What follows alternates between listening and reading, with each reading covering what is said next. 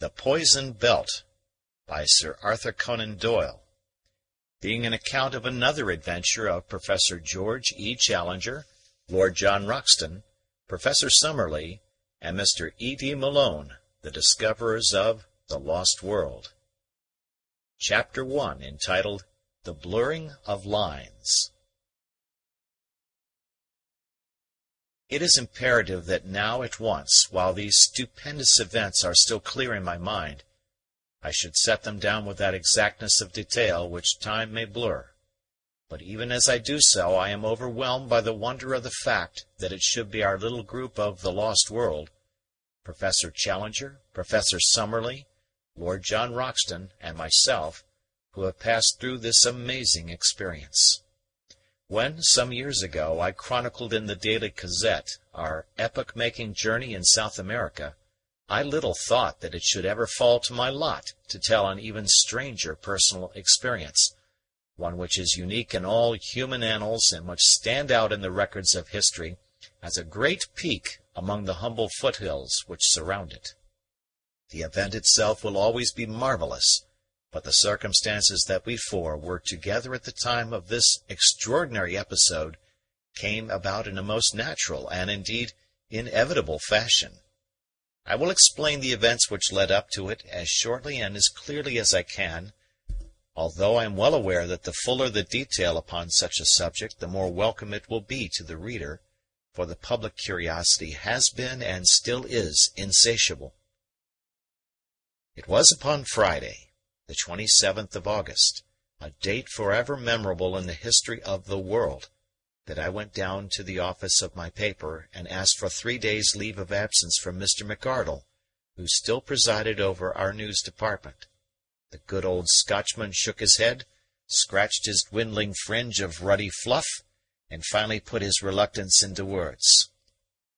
"I was thinking, Mr. Malone, that we could employ you to advantage these days. I was thinking there was a story that you are the only man that could handle as it should be handled." "I am sorry for that," said I, trying to hide my disappointment. "Of course, if I am needed, there is an end of the matter, but the engagement was important and intimate. If I could be spared, well, I don't see that you can." It was bitter, but I had to put the best face I could upon it. After all, it was my own fault, for I should have known by this time that a journalist has no right to make plans of his own. "Then I'll think no more of it," said I, with as much cheerfulness as I could assume at so short a notice. "What was it that you wanted me to do?" "Well, it was just to interview that devil of a man down at Rotherfield." "You don't mean Professor Challenger?" I cried.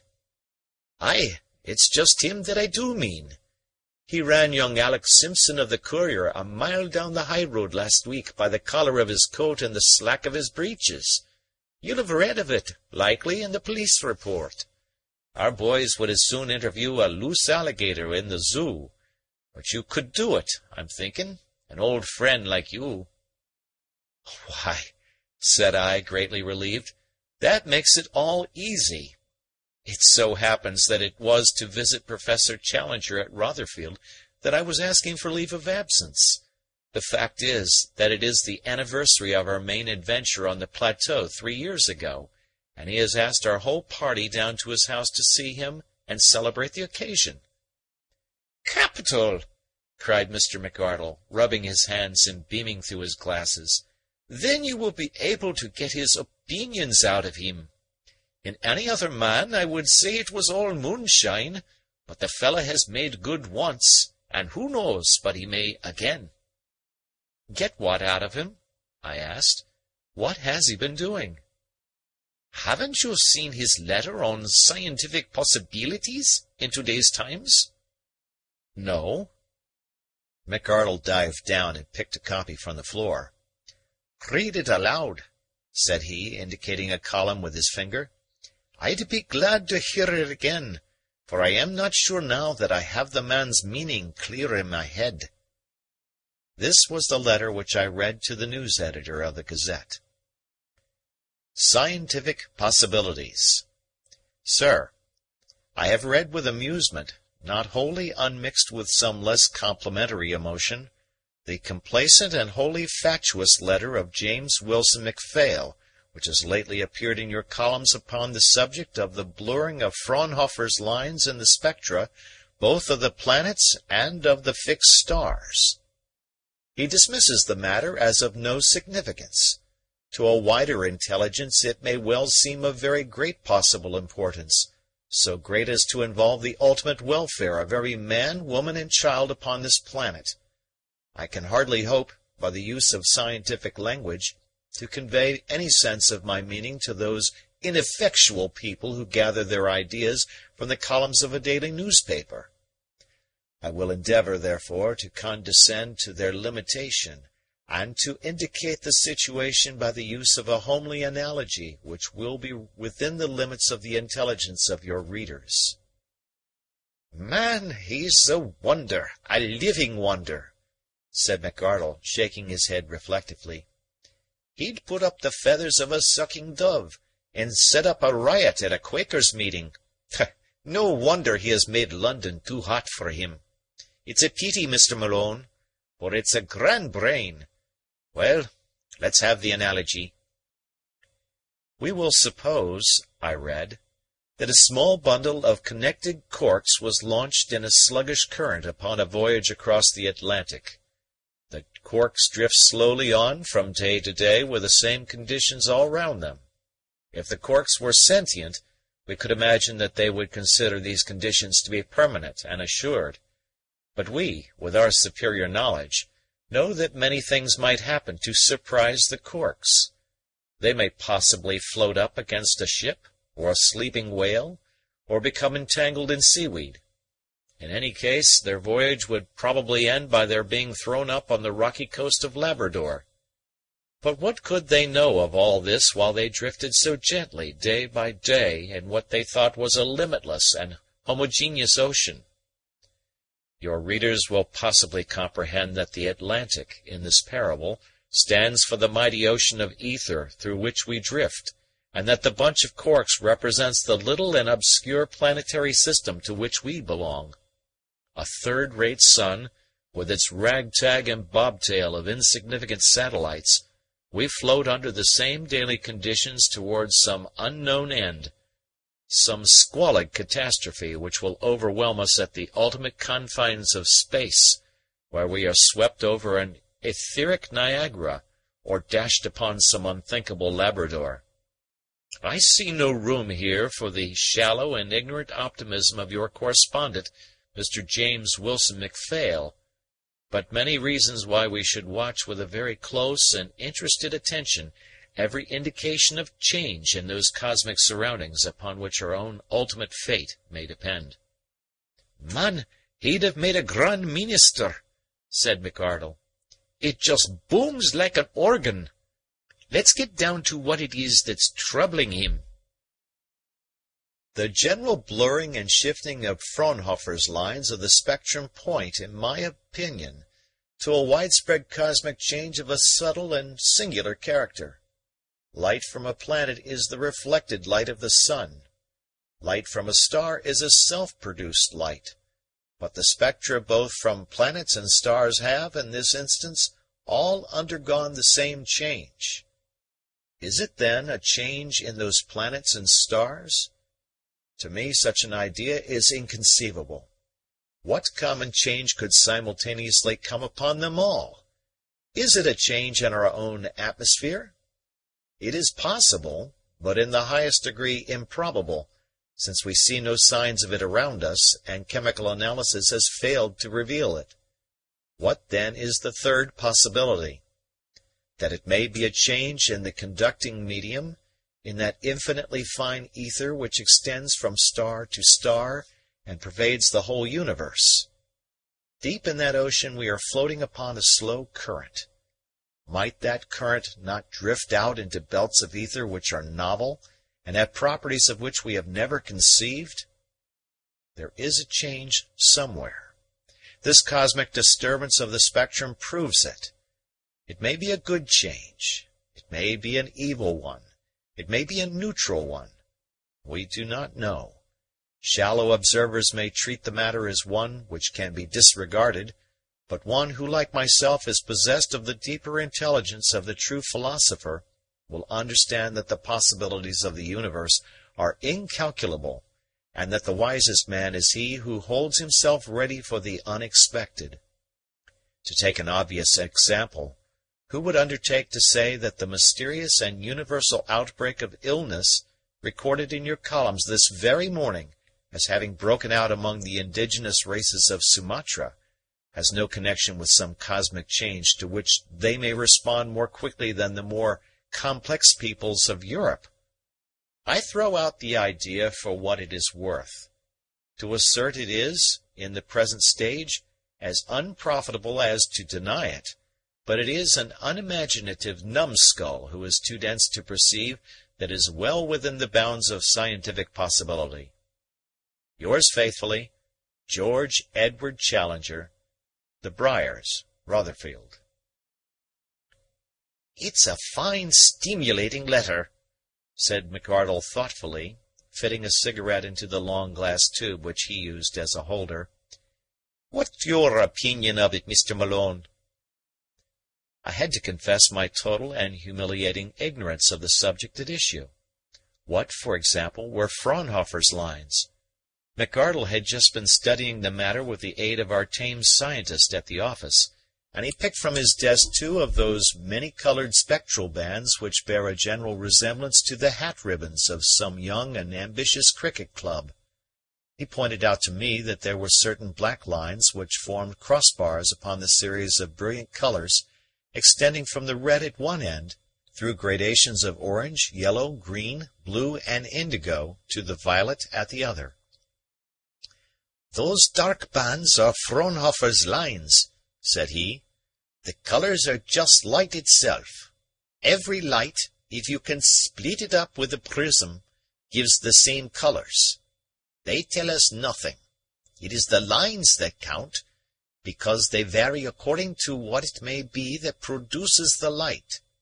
It is these lines that have been blurred instead of clear this last week, and all the astronomers have been quarreling over the reason.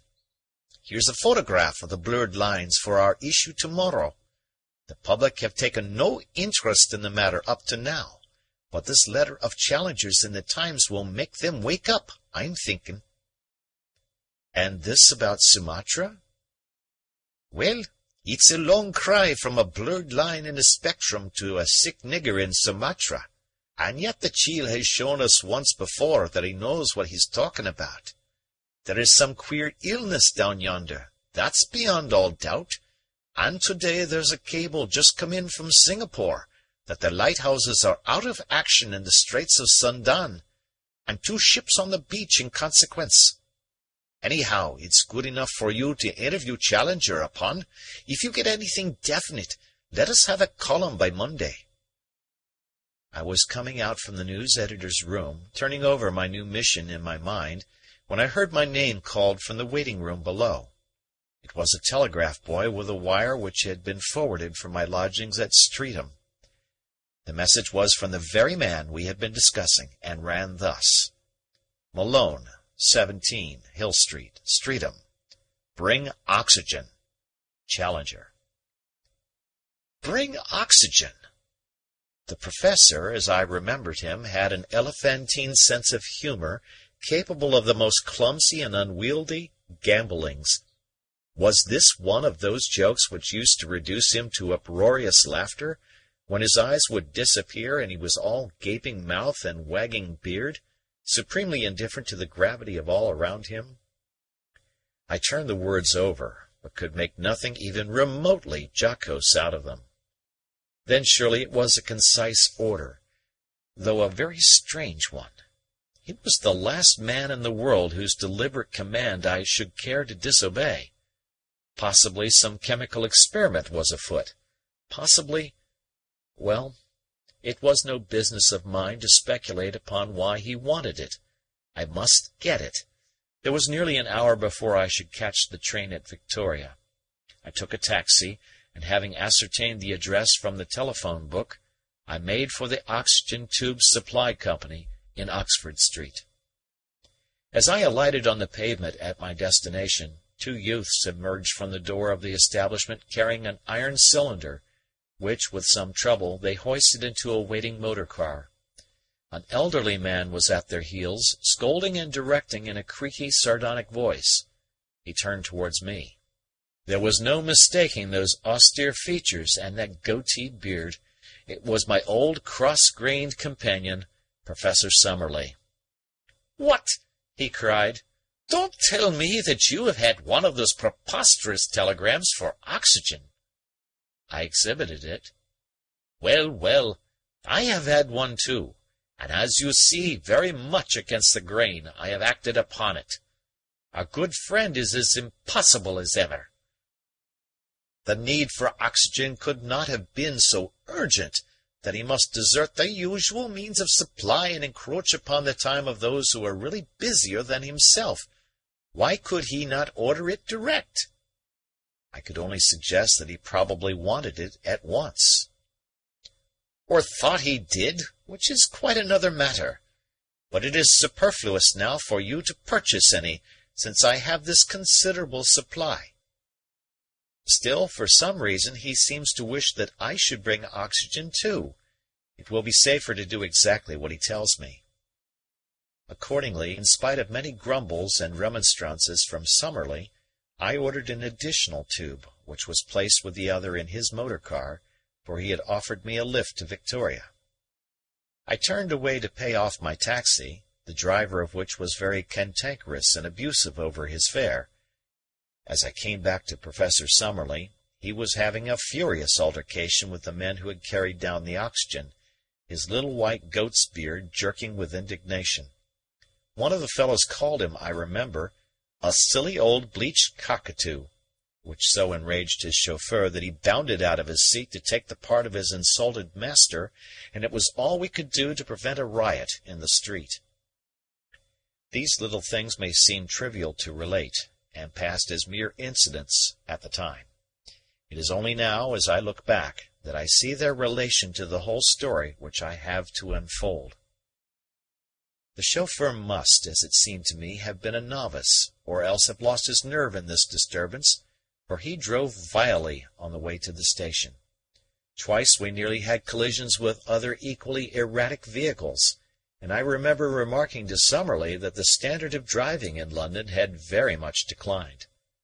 Once we brushed the very edge of a great crowd which was watching a fight at the corner of the Mall.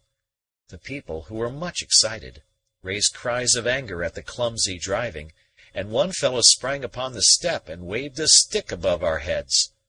I pushed him off, but we were glad when we had got clear of them and safe out of the park.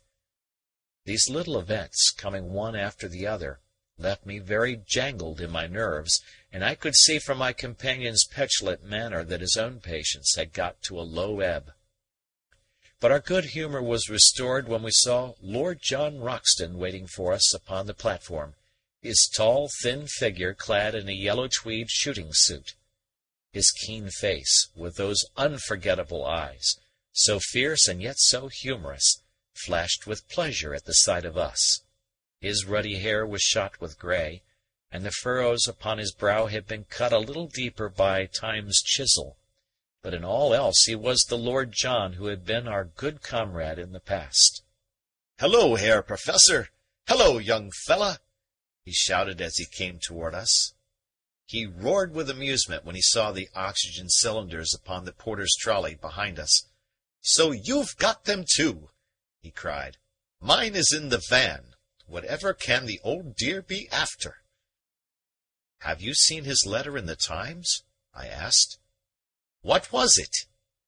"Stuff and nonsense," said Summerley harshly. "Well, it's at the bottom of this oxygen business, or I am mistaken," said I. "Stuff and nonsense!" cried Summerley again, with quite unnecessary violence. We'd all got into a first-class smoker, and he'd already lit the short and charred old briar pipe which seemed to singe the end of his long, aggressive nose. "Friend Challenger is a clever man," said he with great vehemence.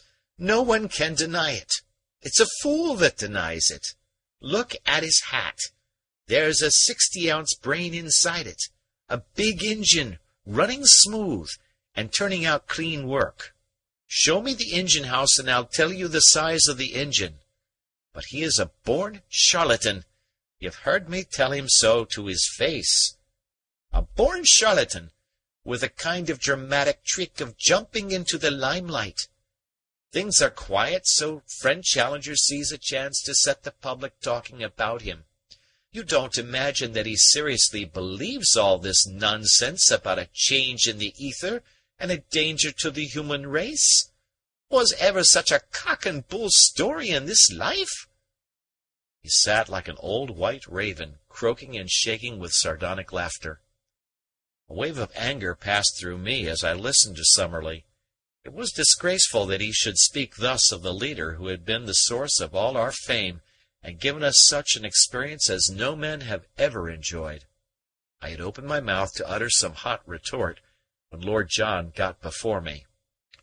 "You had a scrap once before with old man Challenger," said he sternly, "and you were down and out inside 10 seconds. It seems to me, Professor Summerley, that he's beyond your class, and the best you can do with him is to walk wide and leave him alone." "Besides," said I, "he has been a good friend to every one of us. Whatever his faults may be, he is as straight as a line, and I don't believe he ever speaks evil of his comrades behind their backs." "Well said, young fellow, my lad," said Lord John Roxton. Then, with a kindly smile, he slapped Professor Summerley upon his shoulder.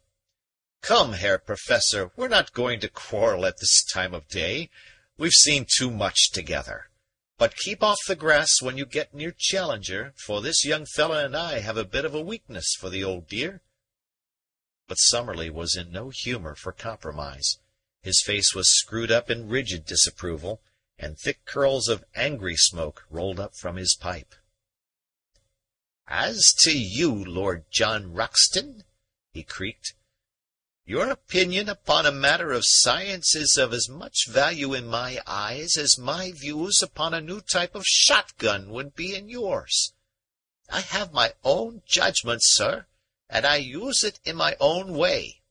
Because it has misled me once, is that any reason why I should accept without criticism anything, however far-fetched, which this man may care to put forward?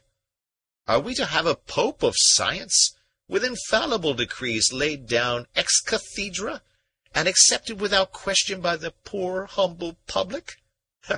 I tell you, sir, that I have a brain of my own, and that I should feel myself to be a snob and a slave if I did not use it. If it pleases you to believe this rigmarole about ether and Fraunhofer's lines upon the spectrum, do so by all means, but do not ask one who is older and wiser than yourself to share in your folly. Is it not evident that if the ether were affected to the degree which he maintains, and if it were obnoxious to human health, the result of it would already be apparent upon ourselves?" Here he laughed with uproarious triumph over his own argument. "Ha, ha, ha! Yes, sir! We should already be very far from our normal selves, and instead of sitting quietly discussing scientific problems in a railway train, we should be showing actual symptoms of the poison which was working within us. Where do we see any signs of this poisonous cosmic disturbance? Answer me that, sir. Answer me that. Come, come, no evasions. I pin you to an answer." I felt more and more angry. There was something very irritating and aggressive in Summerley's demeanor. "I think that if you knew more about the facts, you might be less positive in your opinion," said I. Summerley took his pipe from his mouth and fixed me with a stony stare. "Pray, what do you mean, sir, by that somewhat impertinent observation?" "I mean that when I was leaving the office, the news editor told me that a telegram had come in confirming the general illness of the Sumatra natives, and adding that the lights had not been lit in the Straits of Sunda." "Really? There should be some limits to human folly," cried Summerley, in a positive fury. "Is it possible that you do not realize that ether, if for a moment we adopt Challenger's preposterous supposition, is a universal substance which is the same here as at the other side of the world? Do you for an instant suppose that there is an English ether and a Sumatran ether? Perhaps you imagine that the ether of Kent is in some way superior to the ether of Surrey, through which this train is now bearing us. There really are no bounds to the credulity and ignorance of the average layman. Is it conceivable that the ether in Sumatra should be so deadly as to cause total insensibility, at the very time when the ether here has had no appreciable effect upon us whatever? Personally, I can truly say that I never felt stronger in body or better balanced in mind in my life." "That may be. I don't profess to be a scientific man," said I, "though I have heard somewhere that the science of one generation is usually the fallacy of the next. But it does not take much common sense to see that, as we seem to know so little about ether, it might be affected by some local conditions in various parts of the world, and might show an effect over there which would only develop later with us." "With might and may you can prove anything," cried Summerley furiously. "Pigs may fly. Yes, sir, pigs may fly, but they don't. It is not worth arguing with you. Challenger has filled you with his nonsense, and you are both incapable of reason. I had as soon lay arguments before those railway cushions." "I must say, Professor Summerley, that your manners do not seem to have improved since I last had the pleasure of meeting you," said Lord John severely. "You lordlings are not accustomed to hear the truth," Summerley answered with a bitter smile. "It comes as a bit of a shock, does it not, when someone makes you realize that your title leaves you none the less a very ignorant man?" "Upon my word, sir," said Lord John, very stern and rigid, "if you were a younger man you would not dare to speak to me in so offensive a fashion." Summerley thrust out his chin, with its little wagging tuft of goatee beard. "I would have you know, sir, that young or old, there has never been a time in my life when I was afraid to speak my mind to an ignorant coxcomb. Yes, sir, an ignorant coxcomb, if you had as many titles as slaves could invent and fools could adopt." For a moment Lord John's eyes blazed, and then, with a tremendous effort, he mastered his anger and leaned back in his seat, with arms folded and a bitter smile upon his face. To me all this was dreadful and deplorable. Like a wave, the memory of the past swept over me, the good comradeship, the happy, adventurous days, all that we had suffered and worked for and won. That it should have come to this, to insults and abuse. Suddenly I was sobbing in loud, gulping, uncontrollable sobs which refused to be concealed. My companions looked at me in surprise. I covered my face with my hands. "It's all right," said I. Only it is such a pity." "You're ill, young fellow, that's what's amiss with you," said Lord John. "I thought you were queer from the first." "Your habits, sir, have not mended in these 3 years," said Summerley, shaking his head. "I also did not fail to observe your strange manner the moment we met. You need not waste your sympathy, Lord John. These tears are purely alcoholic. The man has been drinking. By the way, Lord John, I called you a coxcomb just now, which was perhaps unduly severe. But the word reminds me of a small accomplishment, trivial but amusing, which I used to possess. You know me as the austere man of science. Can you believe that I once had a well-deserved reputation in several nurseries as a farmyard imitator? Perhaps I can help you to pass the time in a pleasant way. Would it amuse you to hear me crow like a cock?" "No, sir," said Lord John, who was still greatly offended. It would not amuse me. My imitation of the clucking hen who has just laid an egg was also considered rather above the average. Might I venture? No, sir, no, certainly not. But in spite of this earnest prohibition, Professor Summerley laid down his pipe, and for the rest of our journey he entertained, or failed to entertain, us by a succession of bird and animal cries which seemed so absurd that my tears were suddenly changed into boisterous laughter, which must have become quite hysterical as I sat opposite this grave professor and saw him, or rather heard him, in the character of the uproarious rooster or the puppy whose tail had been trodden upon. Once Lord John passed across his newspaper, upon the margin of which he had written in pencil, "Poor devil, mad as a hatter." No doubt it was very eccentric, and yet the performance struck me as extraordinarily clever and amusing. Whilst this was going on, Lord John leaned forward and told me some interminable story about a buffalo and an Indian Rajah, which seemed to me to have neither beginning nor end. Professor Summerley had just begun to chirrup like a canary, and Lord John to get to the climax of his story, when the train drew up at Jarvis Brook, which had been given us as the station for Rotherfield. And there was Challenger to meet us. His appearance was glorious. Not all the turkey-cocks in creation could match the slow, high-stepping dignity with which he paraded his own railway station, and the benignant smile of condescending encouragement with which he regarded everybody around him.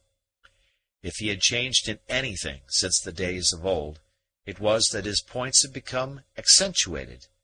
The huge head and broad sweep of forehead, with its plastered lock of black hair, seemed even greater than before.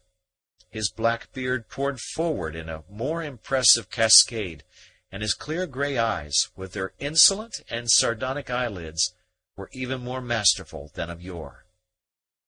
He gave me the amused handshake and encouraging smile which the headmaster bestows upon the small boy, and having greeted the others and helped to collect their bags and their cylinders of oxygen, he stowed us and them away in a large motor-car, which was driven by the same impassive Austin, the man of few words, which I had seen in the character of butler upon the occasion of my first eventful visit to the professor. Our journey led us up a winding hill through beautiful country.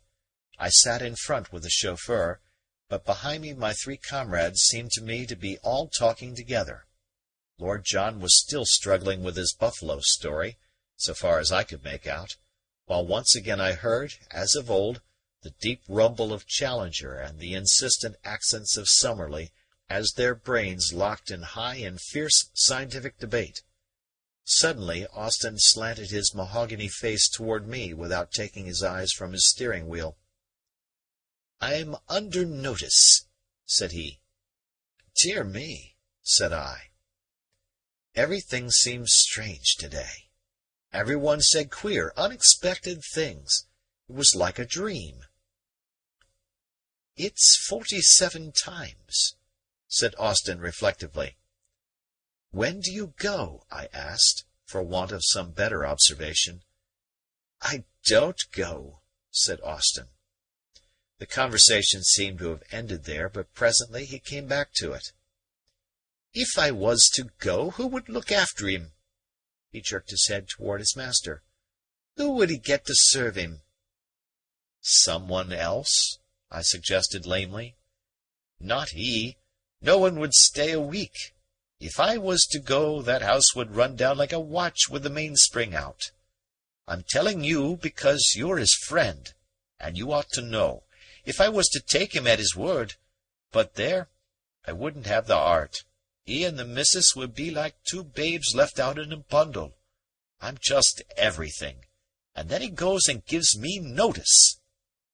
"Why would no one stay?" I asked. "Well, they wouldn't make allowances, same as I do. He's a very clever man, the master. So clever that he's clean balmy sometimes. I've seen him right off his onion, and no error. Well, look what he did this morning." "What did he do?" Austin bent over to me. "He bit the housekeeper," said he in a hoarse whisper. Bit her? Yes, sir. Bit her on the leg. I saw her with my own eyes starting a marathon from the hall door. Good gracious! So you'd say, sir, if you could see some of the goings-on. He don't make friends with the neighbours. There's some of them thinks that when he was up among them monsters you wrote about, it was just home sweet home for the master, and he was never in fitter company. That's what they say. But I've served him 10 years, and I'm fond of him, and mind you, he's a great man, when all's said and done, and it's an honour to serve him. But he does try one cruel at times. Now look at that, sir. That ain't what you might call old-fashioned hospitality, is it now? Just you read it for yourself. The car, on its lowest speed, had ground its way up a steep, curving ascent. At the corner a notice-board peered over a well-clipped hedge. As Austin said, it was not difficult to read, for the words were few and arresting. Warning. Visitors, pressmen, and mendicants are not encouraged. G. E. Challenger. No, it's not what you might call hearty, said Austin, shaking his head and glancing up at the deplorable placard. It wouldn't look well in a Christmas card. I beg your pardon, sir, for I haven't spoke as much as this for many a long year, but to-day my feelings seem to have got the better of me. He can sack me till he's blue in the face, but I ain't goin', that's flat. I'm his man and he's my master, and so it will be, I expect, to the end of the chapter. We had passed between the white posts of a gate and up a curving drive, lined with rhododendron bushes. Beyond stood a low brick house, picked out with white woodwork, very comfortable and pretty. Mrs. Challenger, a small, dainty, smiling figure, stood in the open doorway to welcome us. "Well, my dear," said Challenger, bustling out of the car, "here are our visitors. It is something new for us to have visitors, is it not? No love lost between us and our neighbors, is there? If they could get rat poison into our baker's cart, I expect it would be there." It's dreadful, dreadful, said the lady between laughter and tears. George is always quarrelling with everyone. We haven't a friend on the countryside. "It enables me to concentrate my attention upon my incomparable wife," said Challenger, passing his short, thick arm around her waist. Picture a gorilla and a gazelle, and you have the pair of them. "Come, come, these gentlemen are tired from the journey, and luncheon should be ready. Has Sarah returned?" The lady shook her head ruefully, and the professor laughed loudly and stroked his beard in his masterful fashion. "Austin," he cried, "when you have put up the car, you will kindly help your mistress to lay the lunch. Now, gentlemen, would you please step into my study, for there are one or two very urgent things which I am anxious to say to you." End of chapter.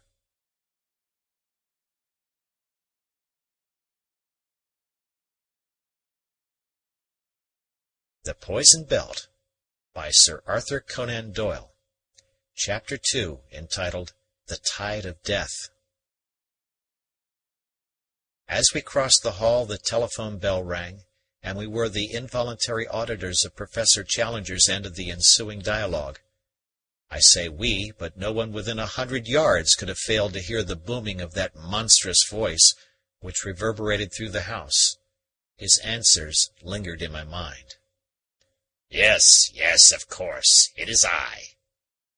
"Yes, certainly, the Professor Challenger, the famous professor. Who else?" "Of course, every word of it. Otherwise I should not have written it." "I shouldn't be surprised." "There is every indication of it."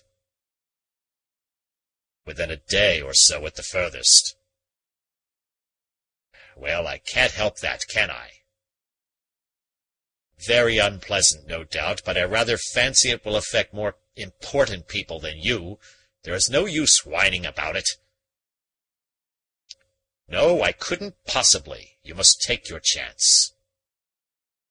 "That's enough, sir. Nonsense. I have something more important to do than to listen to such twaddle." He shut off with a crash and led us upstairs into a large, airy apartment which formed his study. On the great mahogany desk 7 or 8 unopened telegrams were lying. "Really," he said as he gathered them up, "I begin to think that it would save my correspondent's money if I were to adopt a telegraphic address. Possibly Noah, Rotherfield, would be the most appropriate." As usual, when he made an obscure joke, he leaned against the desk and bellowed in a paroxysm of laughter, his hands shaking so that he could hardly open the envelopes. "Noah, Noah!" he gasped with a face of beetroot, while Lord John and I smiled in sympathy, and Summerley, like a dyspeptic goat, wagged his head in sardonic disagreement. Finally, Challenger, still rumbling and exploding, began to open his telegrams. The three of us stood in the bow window and occupied ourselves in admiring the magnificent view. It was certainly worth looking at. The road in its gentle curves had really brought us to a considerable elevation, 700 feet, as we afterwards discovered. Challenger's house was on the very edge of the hill, and from its southern face, in which was the study window, one looked across the vast stretch of the Weald to where the gentle curves of the South Downs formed an undulating horizon. In a cleft of the hills, a haze of smoke marked the position of Lewes. Immediately at our feet there lay a rolling plain of heather, with the long, vivid green stretches of the Crowborough golf course, all dotted with the players. A little to the south, through an opening in the woods, we could see a section of the main line from London to Brighton. In the immediate foreground, under our very noses, was a small enclosed yard, in which stood the car which had brought us from the station. An ejaculation from Challenger caused us to turn. He had read his telegrams and had arranged them in a little methodical pile upon his desk. His broad, rugged face, or as much of it as was visible over the matted beard, was still deeply flushed, and he seemed to be under the influence of some strong excitement. "Well, gentlemen," he said, in a voice as if he were addressing a public meeting, "this is indeed an interesting reunion, and it takes place under extraordinary, I may say unprecedented, circumstances. May I ask if you observed anything upon your journey from town?" "The only thing which I observed," said Summerley with a sour smile, "was that our young friend here has not improved in his manners during the years that have passed. I am sorry to state that I have had to seriously complain of his conduct in the train, and I should be wanting in frankness if I did not say that it has left a most unpleasant impression in my mind." "Well, well, we all get a bit prosy sometimes," said Lord John. "The young fellow meant no real harm. After all, he's an international, so if he takes a half an hour to describe a game of football, he has more right to do it than most folk." "Half an hour to describe a game!" I cried indignantly. "Why, it was you that took half an hour with some long-winded story about a buffalo. Professor Summerley will be my witness." "I can hardly judge which of you was the most utterly wearisome," said Summerley. "I declare to you, Challenger, that I never wish to hear of football or of buffaloes so long as I live." "I have never said one word today about football," I protested. Lord John gave a shrill whistle, and Summerley shook his head sadly. "So early in the day, too," said he. "It is indeed deplorable, as I sat there in sad but thoughtful silence." "In silence?" cried Lord John. "Why, you were doing a music-hall turn of imitations all the way, more like a runaway gramophone than a man." Summerley drew himself up in bitter protest. "You are pleased to be facetious, Lord John," said he with a face of vinegar. "Why, dash it all, this is clear madness!" cried Lord John. "Each of us seems to know what the others did, and none of us knows what he did himself. Let's put it all together from the first. We got into a first-class smoker. That's clear, ain't it? Then we began to quarrel over friend Challenger's letter in the Times." "Oh, you did you?" rumbled our host, his eyelids beginning to droop. "You said, Summerley, that there was no possible truth in his contention." "Dear me," said Challenger, puffing out his chest and stroking his beard. "No possible truth. I seem to have heard the words before. And may I ask with what arguments the great and famous Professor Summerley proceeded to demolish the humble individual who had ventured to express an opinion upon a matter of scientific possibility? Perhaps before he exterminates that unfortunate nonentity, he will condescend to give some reasons for the adverse views which he has formed." He bowed and shrugged and spread open his hands as he spoke with his elaborate and elephantine sarcasm. "The reason was simple enough," said the dogged Summerley. "I contended that if the ether surrounding the earth was so toxic in one quarter that it produced dangerous symptoms, it was hardly likely that we three in the railway carriage should be entirely unaffected." The explanation only brought uproarious merriment from Challenger. He laughed until everything in the room seemed to rattle and quiver. "Our worthy Summerley is, not for the first time, somewhat out of touch with the facts of the situation," said he at last, mopping his heated brow. "Now, gentlemen, I cannot make my point better than by detailing to you what I have myself done this morning. You will the more easily condone any mental aberration upon your own part when you realize that even I have had moments when my balance has been disturbed. We have had for some years in this household a housekeeper, one Sarah, with whose second name I have never attempted to burden my memory. She is a woman of a severe and forbidding aspect, prim and demure in her bearing, very impassive in her nature, and never known within our experience to show signs of any emotion. As I sat alone at my breakfast, Mrs. Challenger is in the habit of keeping her room of a morning. It suddenly entered my head that it would be entertaining and instructive to see whether I could find any limits to this woman's imperturbability. I devised a simple but effective experiment. Having upset a small vase of flowers which stood in the center of the cloth, I rang the bell and slipped under the table.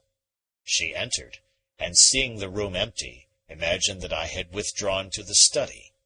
As I had expected, she approached and leaned over the table to replace the vase.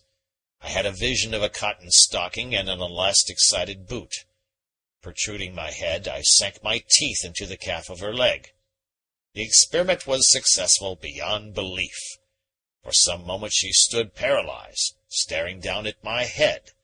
Then, with a shriek, she tore herself free and rushed from the room. I pursued her with some thoughts of an explanation, but she flew down the drive, and some minutes afterwards I was able to pick her out with my field glasses, traveling very rapidly in a southwesterly direction.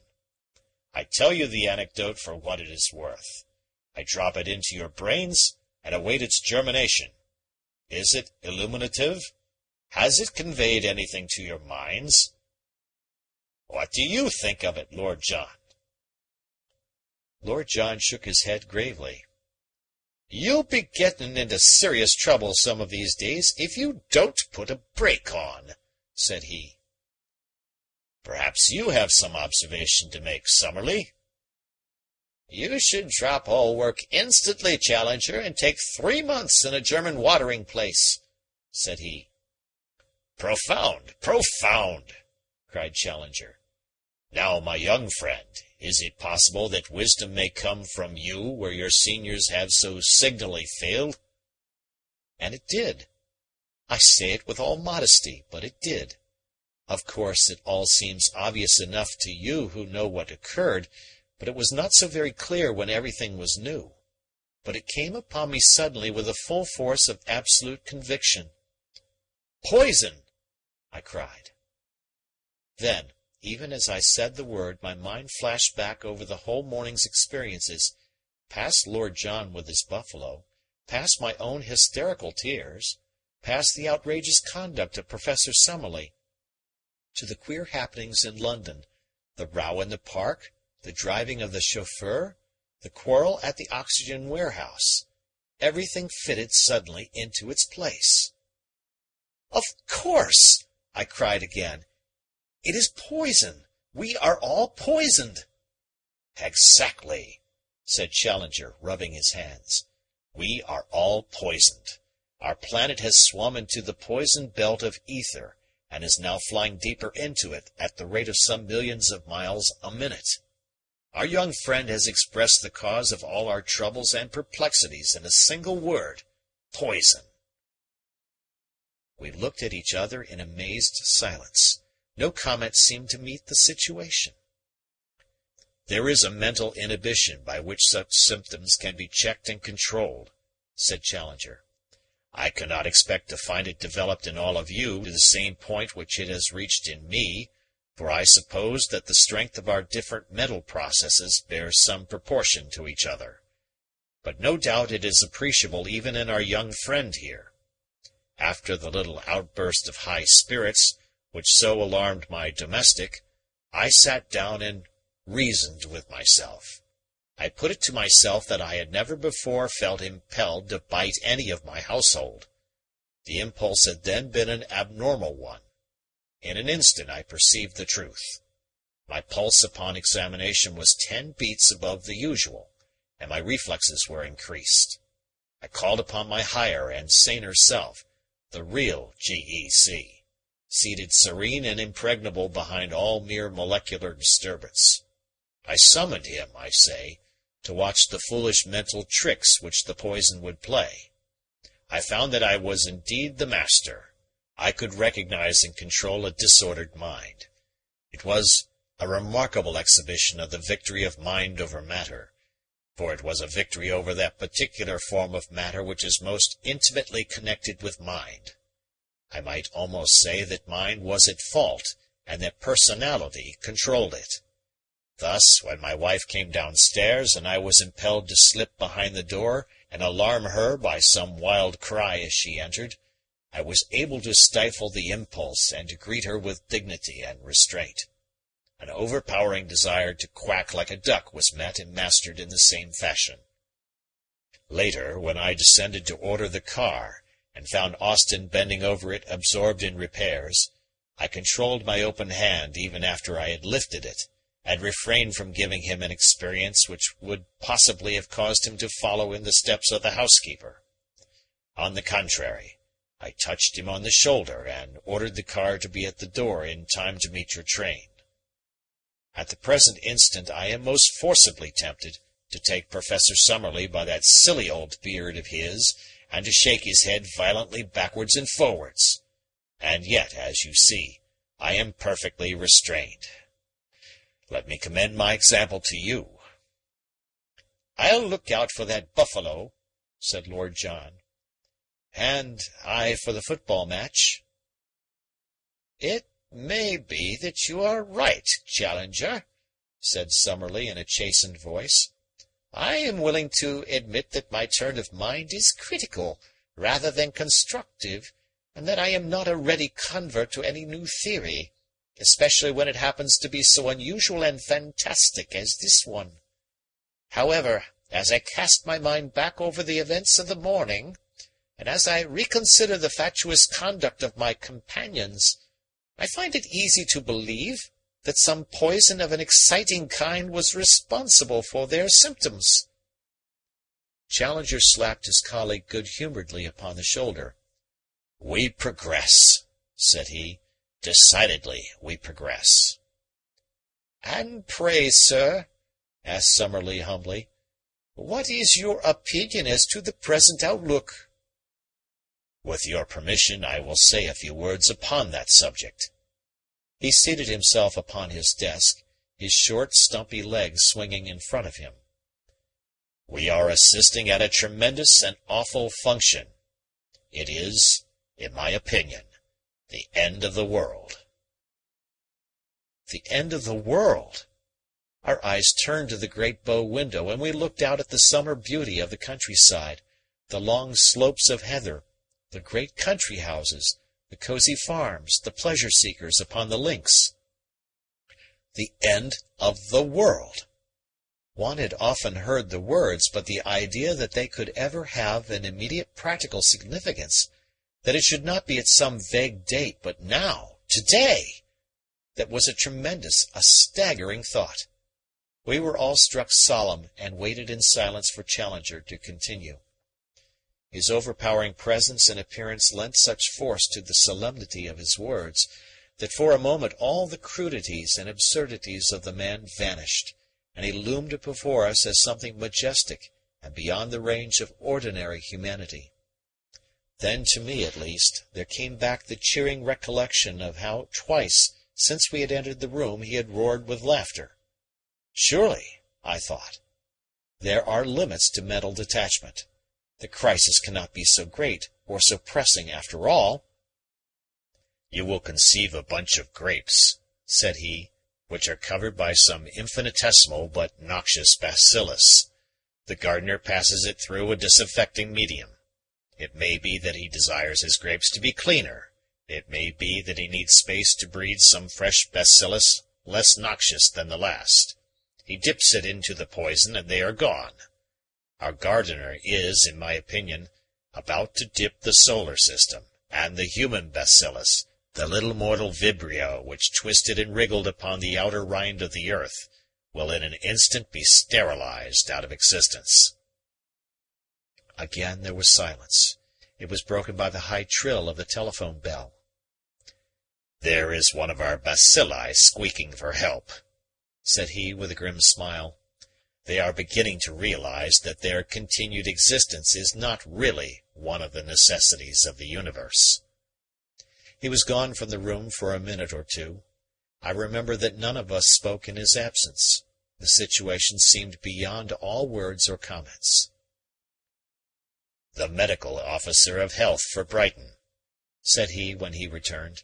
The symptoms are for some reason developing more rapidly upon the sea level. Our 700 feet of elevation give us an advantage. Folks seem to have learned that I am the first authority upon the question. No doubt it comes from my letter in the Times. That was the mayor of a provincial town with whom I talked when we first arrived. You may have heard me upon the telephone. He seemed to put an entirely inflated value upon his own life. I helped him to readjust his ideas. Summerley had risen and was standing by the window. His thin, bony hands were trembling with his emotion. "Challenger," said he earnestly, "this thing is too serious for mere futile argument. Do not suppose that I desire to irritate you by any question I may ask, but I put it to you whether there may not be some fallacy in your information or in your reasoning. There is the sun shining as brightly as ever in the blue sky. There are the heather and the flowers and the birds. There are the folk enjoying themselves upon the golf links, and the labourers yonder cutting the corn. You tell us that they and we may be on the very brink of destruction, that this sunlit day may be that day of doom which the human race has so long awaited. So far as we know, you found this tremendous judgment upon what? Upon some abnormal lines in a spectrum, upon rumours from Sumatra, upon some curious personal excitement which we have discerned in each other. This latter symptom is not so marked but that you and we could, by a deliberate effort, control it. You need not stand on ceremony with us, Challenger. We have all faced death together before now. Speak out, and let us know exactly where we stand, and what, in your opinion, are our prospects for our future."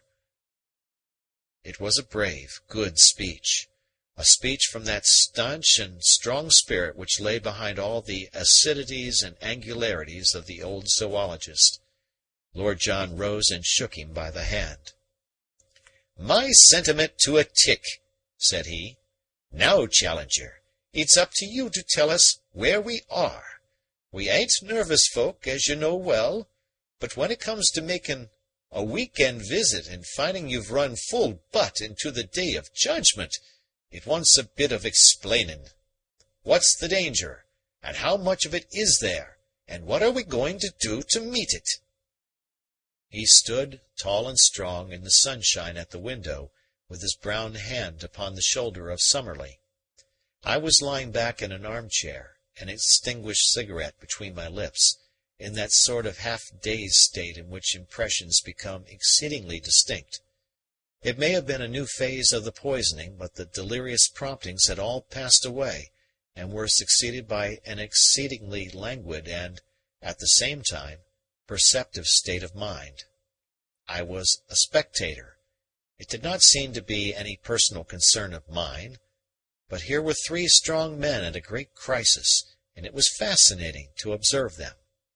Challenger bent his heavy brows and stroked his beard before he answered. One could see that he was very carefully weighing his words. "What was the last news when you left London?" he asked. "I was at the Gazette office about 10, said I. "There was a Reuter just come in from Singapore to the effect that the sickness seemed to be universal in Sumatra, and that the lighthouses had not been lit in consequence." "Events have been moving somewhat rapidly since then," said Challenger, picking up his pile of telegrams. "I am in close touch both with the authorities and with the press, so that news is converging upon me from all parts. There is, in fact, a general and very insistent demand that I should come to London. But I see no good end to be served. From the accounts, the poisonous effect begins with mental excitement. The rioting in Paris this morning is said to have been very violent, and the Welsh colliers are in a state of uproar.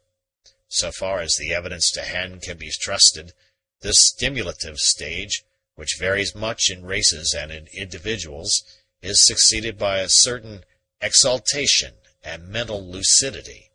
I seem to discern some signs of it in our young friend here, which, after an appreciable interval, turns to coma, deepening rapidly into death. I fancy, so far as my toxicology carries me, that there are some vegetable nerve poisons." "Datura," suggested Summerley. "Excellent!" cried Challenger. "It would make for scientific precision if we named our toxic agent. Let it be daturon.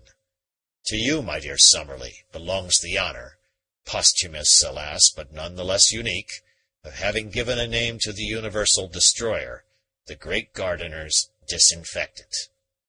The symptoms of daturon, then, may be taken to be such as I indicate. That it will involve the whole world and that no life can possibly remain behind seems to me to be certain, since ether is a universal medium. Up to now it has been capricious in the places where it is attacked, but the difference is only a matter of a few hours, and it is like an advancing tide which covers one strip of sand and then another, running hither and thither in irregular streams, until at last it has submerged it all. There are laws at work in connection with the action and distribution of daturon, which would have been of deep interest had the time at our disposal permitted us to study them. So far as I can trace them," here he glanced over his telegrams, "the less developed races have been the first to respond to its influence. There are deplorable accounts from Africa, and the Australian aborigines appear to have been already exterminated. The northern races have as yet shown greater resisting power than the southern. This, you see, is dated from Marseille at 9:45 this morning. I give it to you verbatim. All night, delirious excitement throughout Provence. Tumult of fine growers at Nîmes. Socialistic upheaval at Toulon. Sudden illness attended by coma attacked population this morning. Peste foudroyante. Great numbers of dead in the streets. Paralysis of business and universal chaos." An hour later came the following, from the same source. "We are threatened with utter extermination. Cathedrals and churches full to overflowing. The dead outnumber the living. It is inconceivable and horrible. Decease seems to be painless, but swift and inevitable." There is a similar telegram from Paris, where the development is not yet as acute. India and Persia appear to be utterly wiped out. The Slavonic population of Austria is down, while the Teutonic has hardly been affected. Speaking generally, the dwellers upon the plains and upon the seashore seem, so far as my limited information goes, to have felt the effects more rapidly than those inland or on the heights. Even a little elevation makes a considerable difference, and perhaps if there be a survivor of the human race, he will again be found upon the summit of some Ararat. Even our own little hill may presently prove to be a temporary island amid a sea of disaster. But at the present rate of advance, a few short hours will submerge us all. Lord John Roxton wiped his brow. "What beats me," said he, "is how you could sit there laughin' with that stack of telegrams under your hand. I've seen death as often as most folk, but universal death. It's awful." "As to the laughter," said Challenger, "you will bear in mind that, like yourselves, I have not been exempt from the stimulating cerebral effects of the etheric poison. But as to the horror with which universal death appears to inspire you, I would put it to you that it is somewhat exaggerated. If you were sent to sea alone in an open boat to some unknown destination, your heart might well sink within you. The isolation, the uncertainty, would oppress you.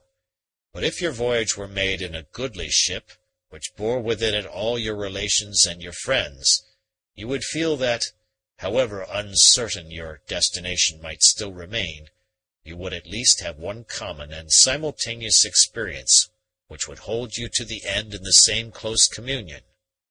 A lonely death may be terrible, but a universal one, as painless as this would appear to be, is not, in my judgment, a matter for apprehension.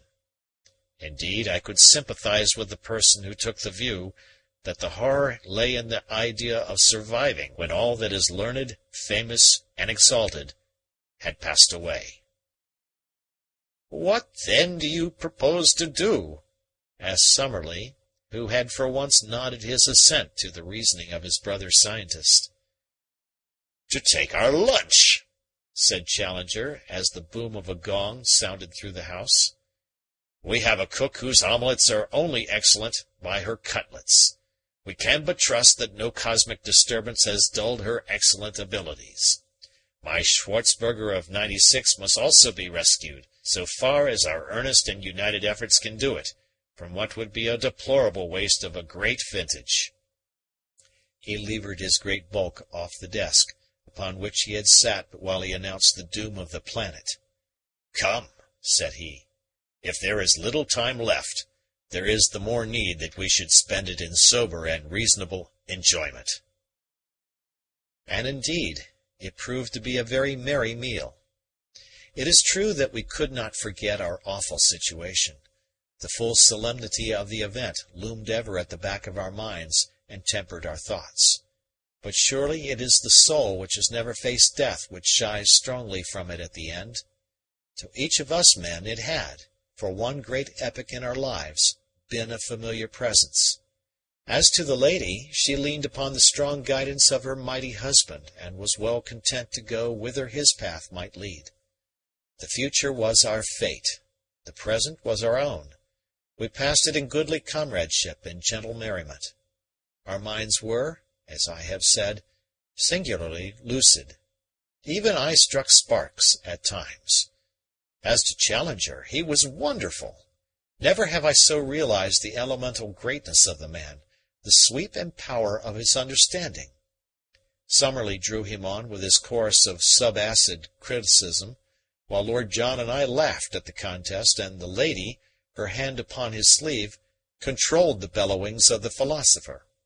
Life, death, fate, the destiny of man, these were the stupendous subjects of that memorable hour, made vital by the fact that as the meal progressed, strange, sudden exaltations in my mind and tinglings in my limbs proclaimed that the invisible tide of death was slowly and gently rising around us.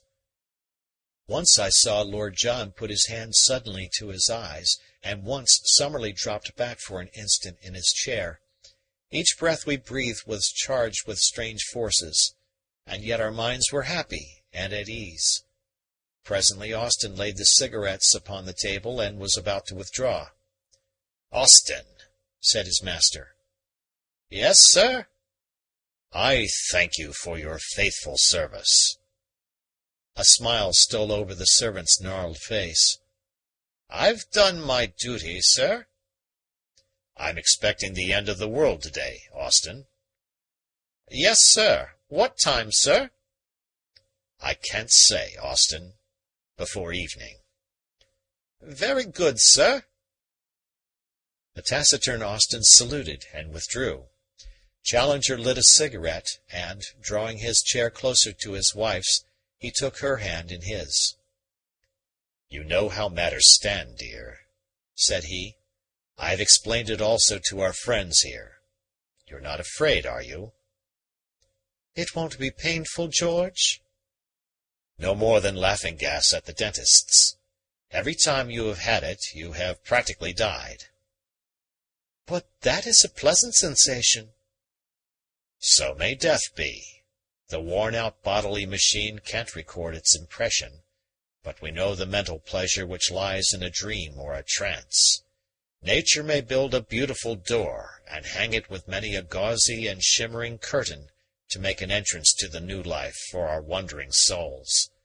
In all my probings of the actual, I have always found wisdom and kindness at the core, and if ever the frightened mortal needs tenderness, it is surely as he makes the passage perilous from life to life. No, Summerley, I will have none of your materialism, for I, at least, am too great a thing to end in mere physical constituents, a packet of salts and 3 bucketfuls of water. Here, here, and he beat his great head with his huge hairy fist, there is something which uses matter, but is not of it, something which might destroy death, but which death can never destroy. Talking of death, said Lord John, I'm a Christian of sorts, but it seems to me there was something mighty natural in those ancestors of ours who were buried with their axes and bows and arrows and the like, same as if they were living on just the way as they had used to.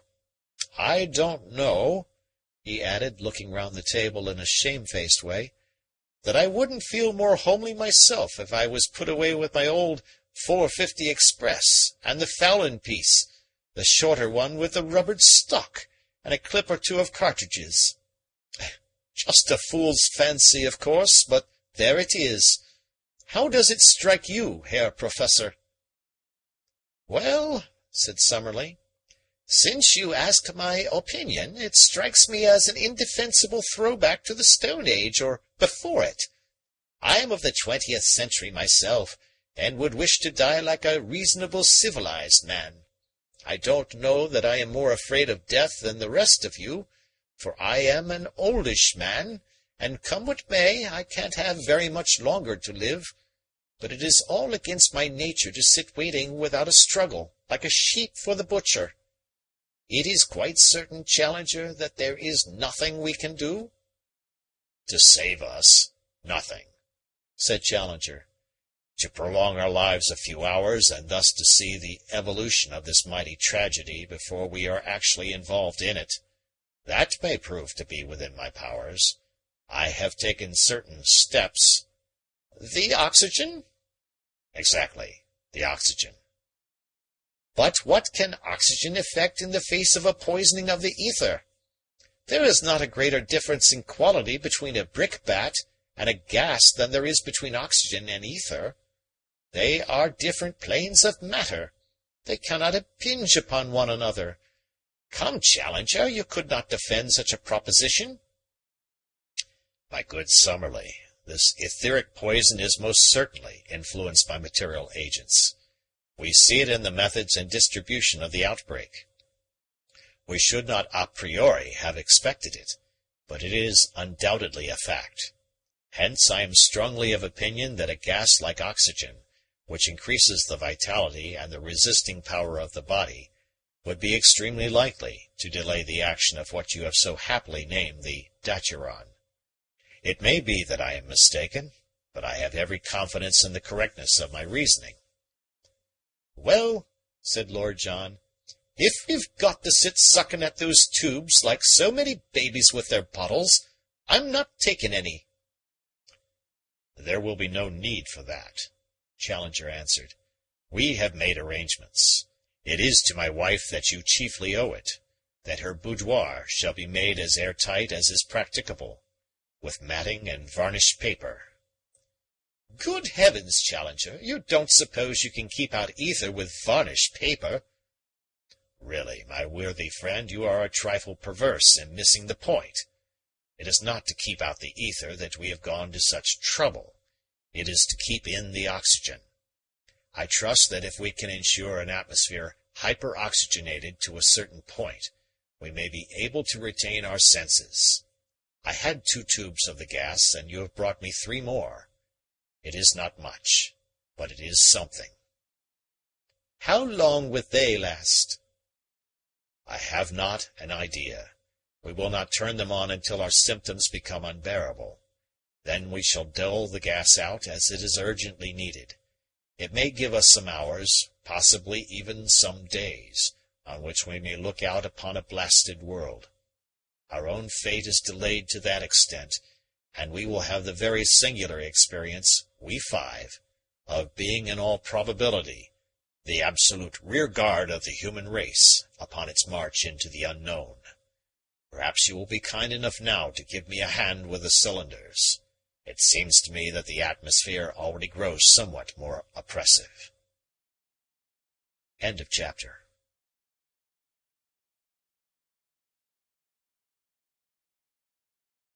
The Poisoned Belt by Sir Arthur Conan Doyle. Chapter 3, entitled Submerged.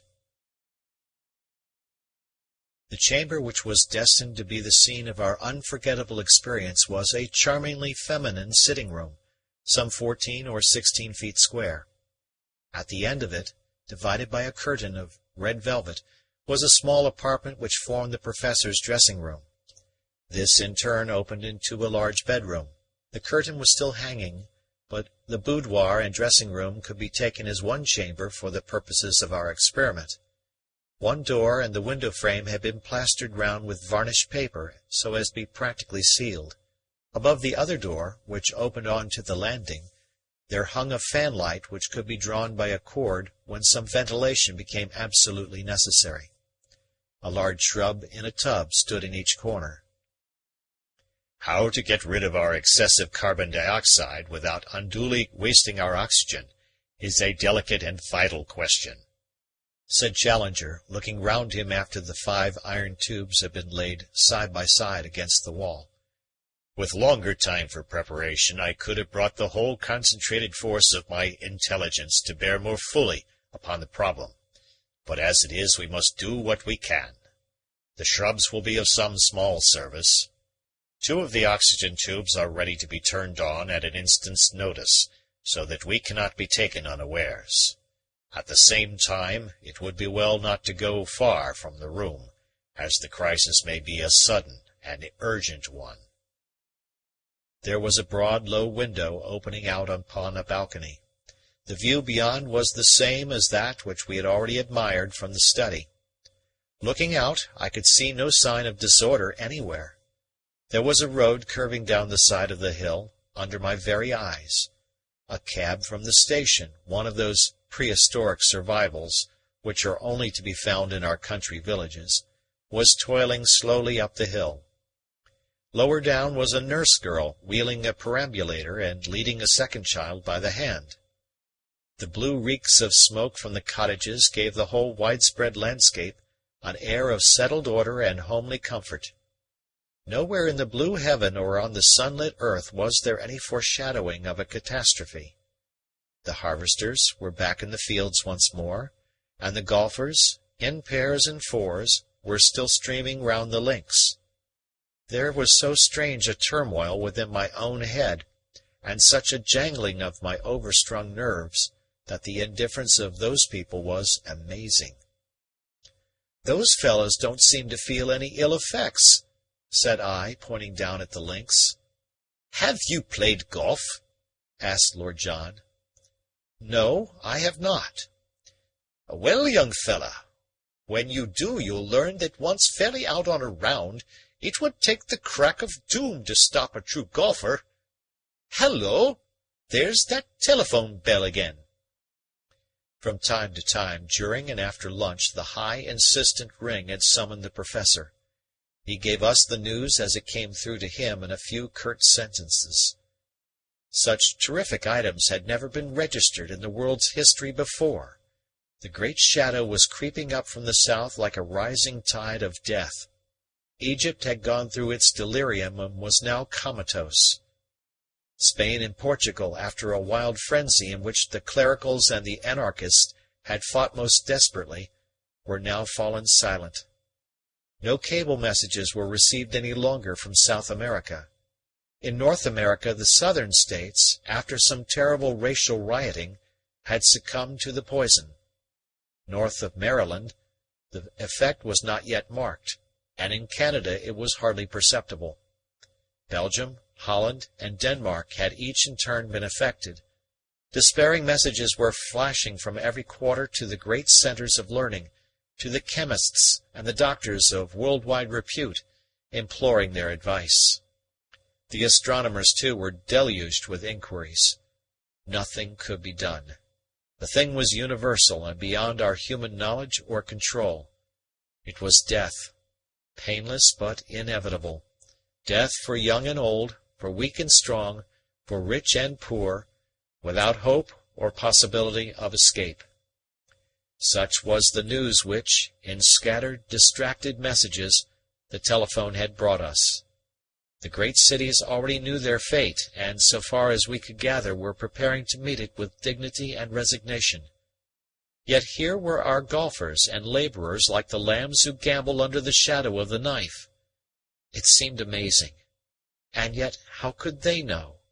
It had all come upon us in one giant stride.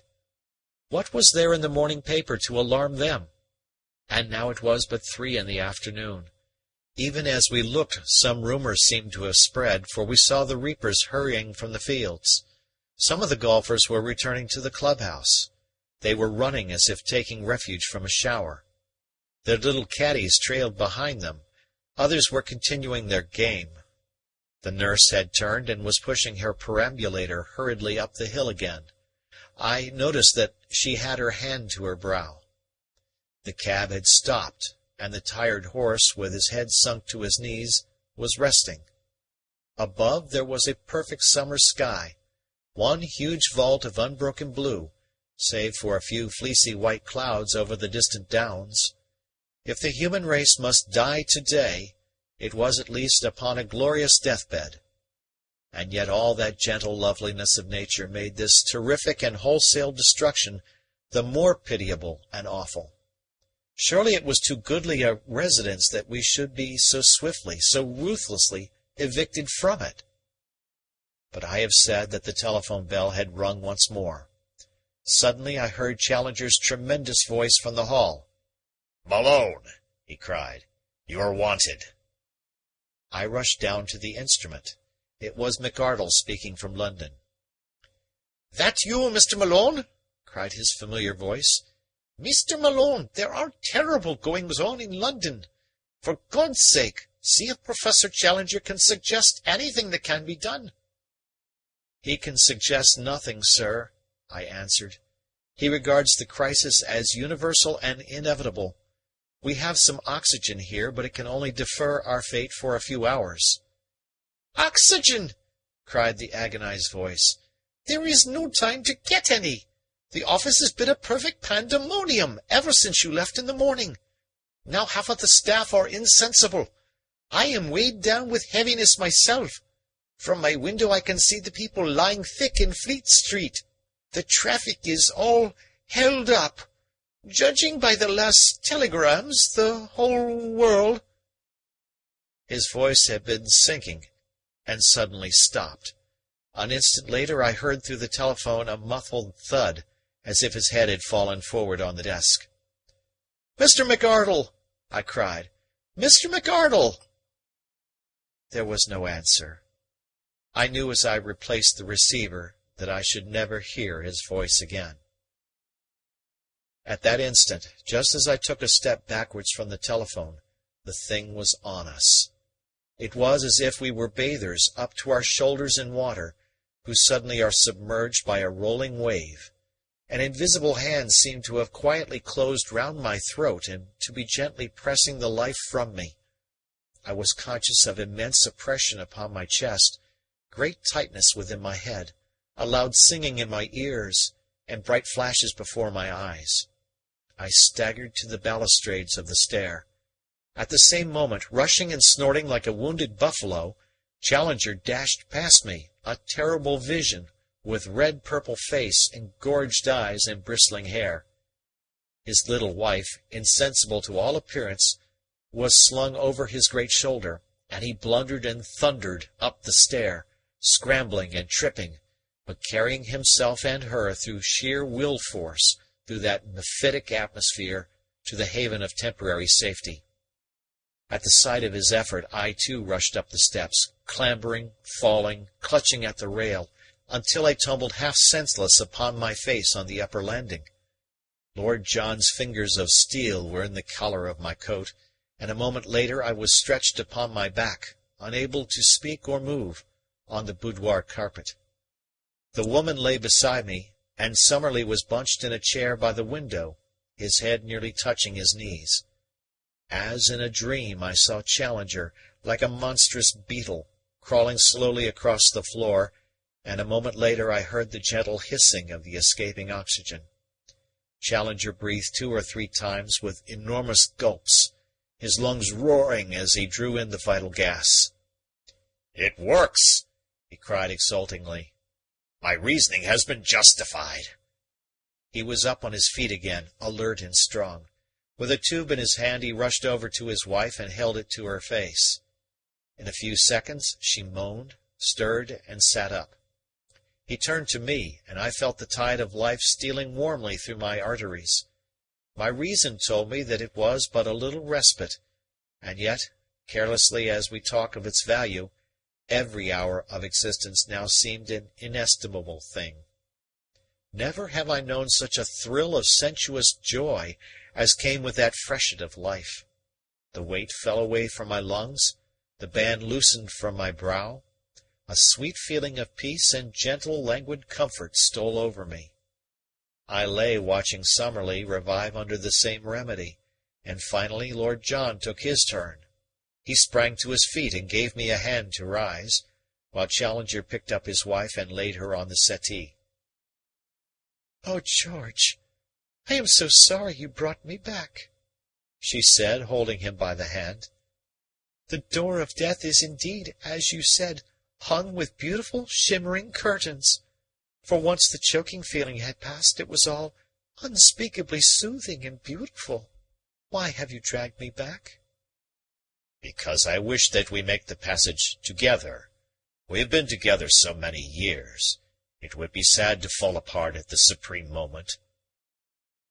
For a moment in his tender voice I caught a glimpse of a new Challenger, something very far from the bullying, ranting, arrogant man who had alternately amazed and offended his generation. Here in the shadow of death was the innermost Challenger, the man who had won and held a woman's love. Suddenly his mood changed, and he was our strong captain once again. "Alone of all mankind, I saw and foretold this catastrophe," said he with a ring of exultation and scientific triumph in his voice. "As to you, my good Summerley, I trust your last doubts have been resolved as to the meaning of the blurring of the lines in the spectrum, and that you will no longer contend that my letter in the Times was based upon a delusion." For once our pugnacious colleague was deaf to a challenge. He could but sit gasping and stretching his long, thin limbs, as if to assure himself that he was still really upon this planet. Challenger walked across to the oxygen tube, and the sound of the loud hissing fell away till it was the most gentle sibilation. "We must husband our supply of the gas," said he. "The atmosphere of the room is now strongly hyperoxygenated, and I take it that none of us feel any distressing symptoms. We can only determine by actual experiments what amount added to the air will serve to neutralize the poison. Let us see how that will do." We sat in silent, nervous tension for 5 minutes or more, observing our own sensations. I had just begun to fancy that I felt the constriction round my temples again, when Mrs. Challenger called out from the sofa that she was fainting. Her husband turned on more gas. In pre-scientific days, said he, they used to keep a white mouse in every submarine, as its more delicate organization gave signs of a vicious atmosphere before it was perceived by the sailors.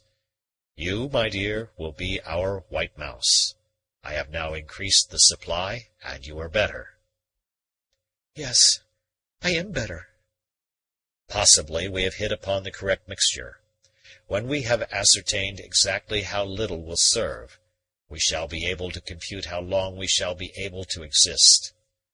Unfortunately, in resuscitating ourselves, we have already consumed a considerable proportion of this first tube. Does it matter? Asked Lord John, who was standing with his hands in his pockets, up close to the window. If we have to go, what is the use of holding on? You don't suppose there's any chance for us? Challenger smiled and shook his head. Well, then, don't you think there is more dignity in taking the jump and not waiting to be pushed in? If it must be so, I'm for saying our prayers, turning off the gas, and opening the window. Why not? Said the lady bravely. Surely, George, Lord John is right, and it is better so. I most strongly object, cried Summerley in a querulous voice. When we must die, let us by all means die.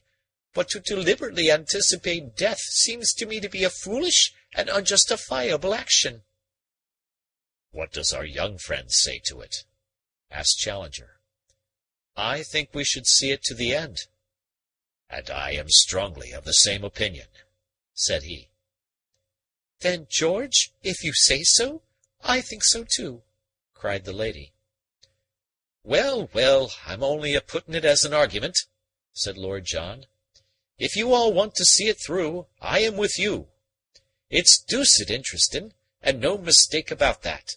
I've had my share of adventures in my life, and as many thrills as most folk, but I'm ended on my top note. Granting the continuity of life, said Challenger. A large assumption, cried Summerley. Challenger stared at him in silent reproof. Granting the continuity of life, said he in his most didactic manner, none of us can predicate what opportunities of observation one may have from what we may call the spirit plane to the plane of matter.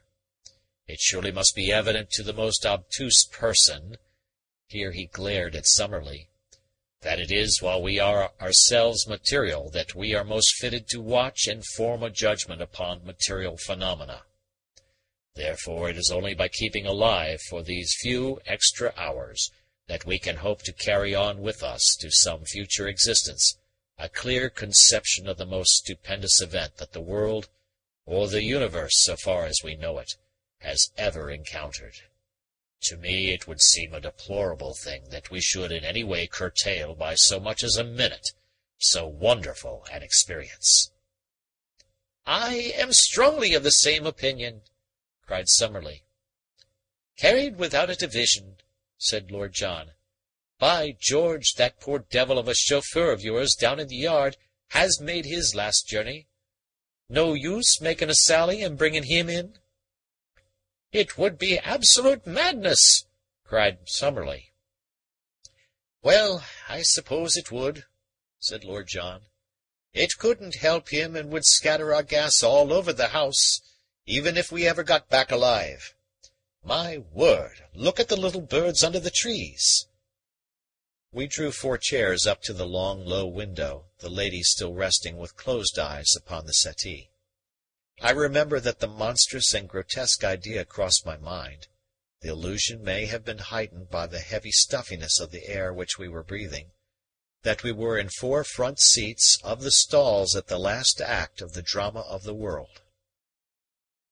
In the immediate foreground, beneath our very eyes, was the small yard with the half-cleaned motor-car standing in it.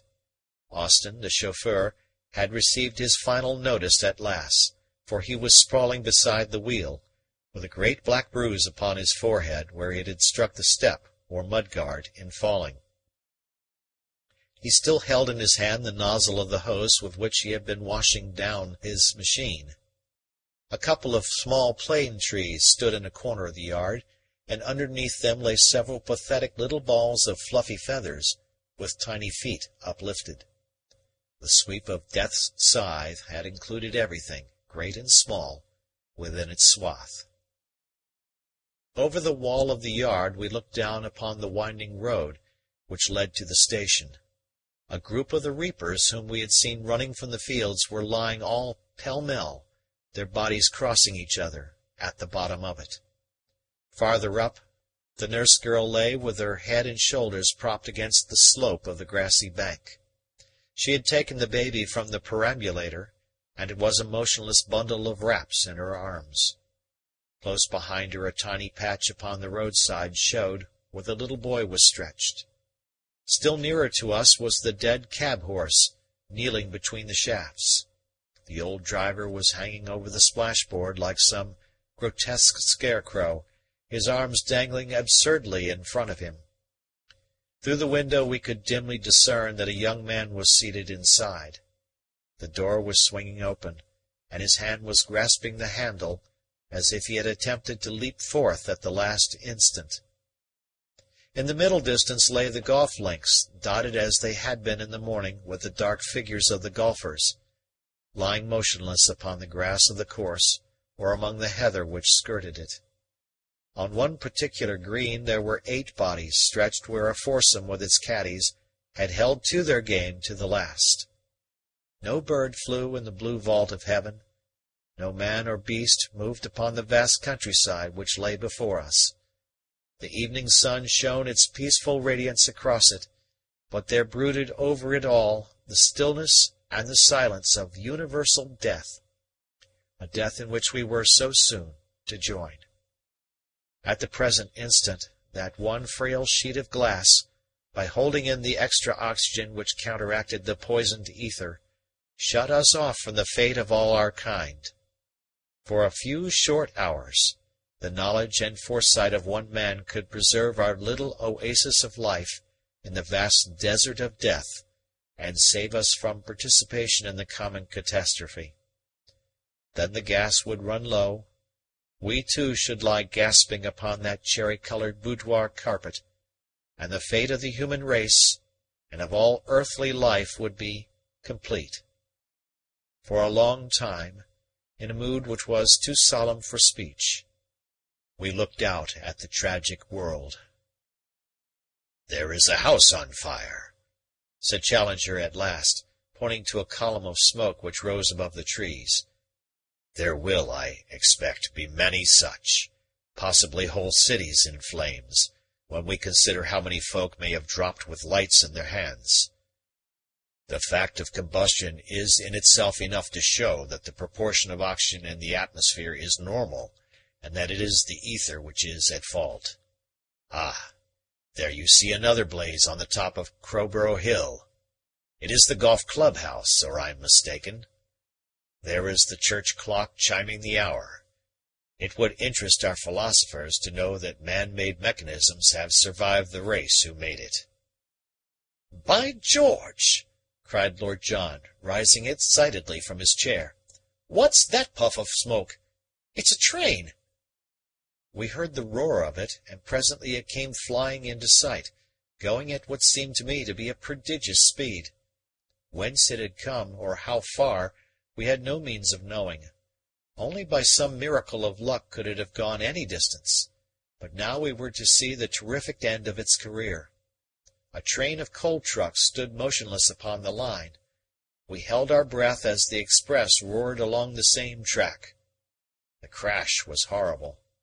Engine and carriages piled themselves into a hill of splintered wood and twisted iron.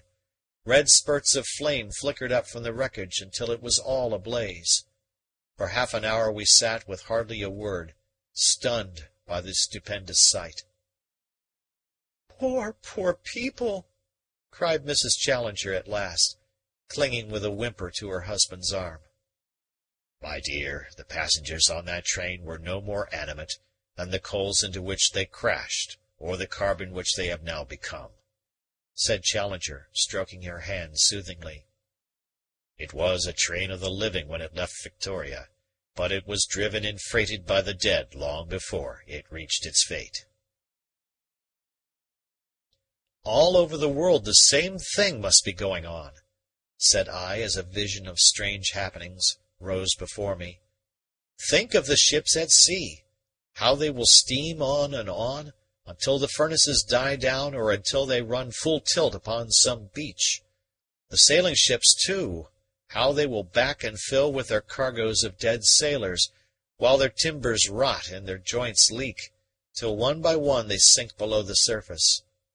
Perhaps a century hence the Atlantic may still be dotted with the old drifting derelicts."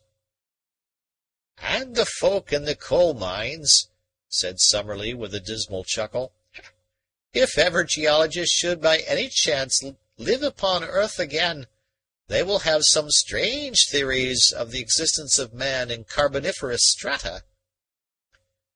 "I don't profess to know about such things," remarked Lord John, "but it seems to me the earth will be, to let, empty, after this. When once our human crowd is wiped off it, how will it ever get on again?" "The world was empty before," Challenger answered gravely. "Under laws which in their inception are beyond and above us, it became peopled. Why may the same process not happen again?" "My dear Challenger, you can't mean that." "I am not in the habit, Professor Summerley, of saying things which I do not mean. The observation is trivial." Out went the beard and down came the eyelids. "Well, you have lived an obstinate dogmatist, and you mean to die one," said Summerley sourly. "And you, sir, have lived an unimaginative obstructionist, and never can hope now to emerge from it." "Your worst critics will never accuse you of lacking imagination," Summerley retorted.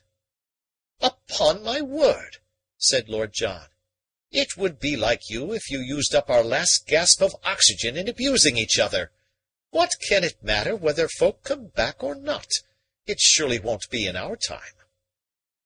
"In that remark, sir, you betray your own very pronounced limitations," said Challenger severely. "The true scientific mind is not to be tied down by its own conditions of time and space. It builds itself an observatory, erected upon the border line of present, which separates the infinite past from the infinite future. From this sure post, it makes its sallies even to the beginning and to the end of all things. As to death, the scientific mind dies at its post, working in normal and methodic fashion to the end. It disregards so petty a thing as its own physical dissolution as completely as it does all other limitations upon the plane of matter. Am I right, Professor Summerley?"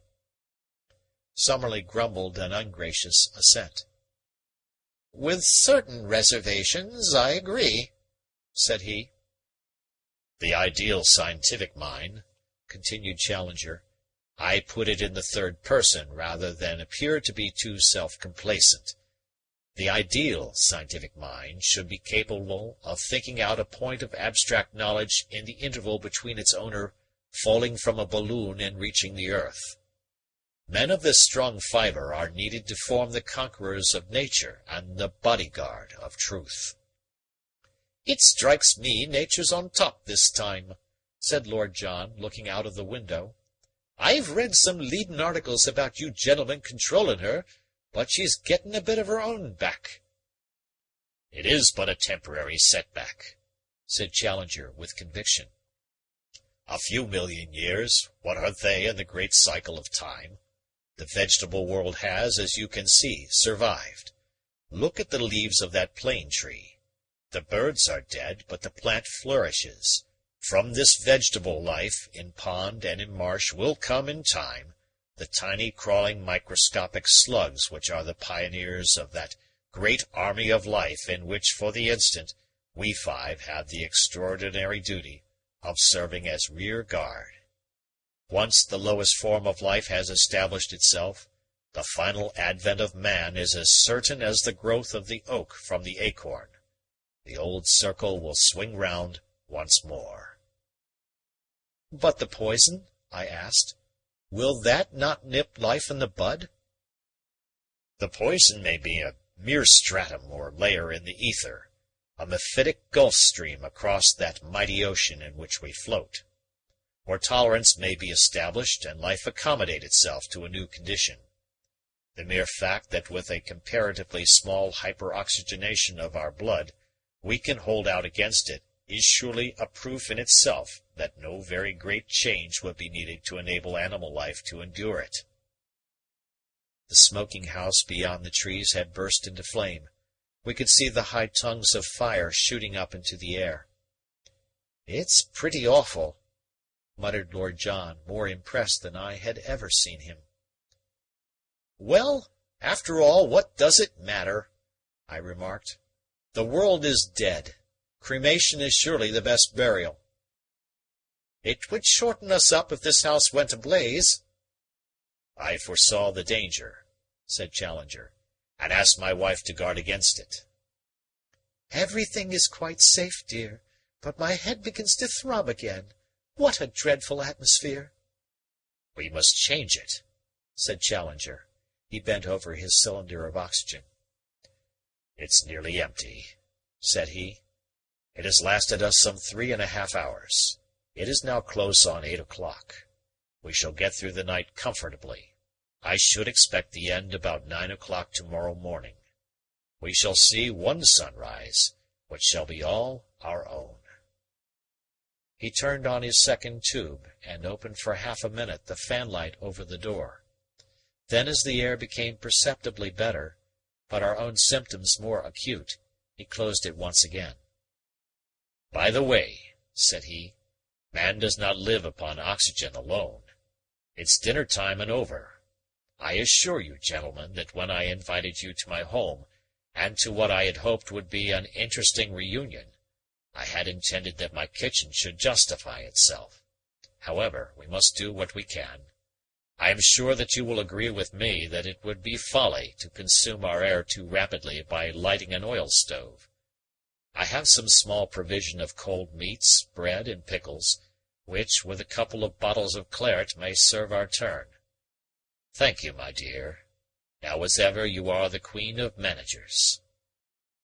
It was indeed wonderful how, with the self-respect and sense of propriety of the British housekeeper, the lady had within a few minutes adorned the central table with a snow-white cloth, laid the napkins upon it, and set forth the simple meal with all the elegance of civilization, including an electric torch lamp in the centre. Wonderful also was it to find that our appetites were ravenous. "It is the measure of our emotion," said Challenger, with that air of condescension with which he brought his scientific mind to the explanation of humble facts.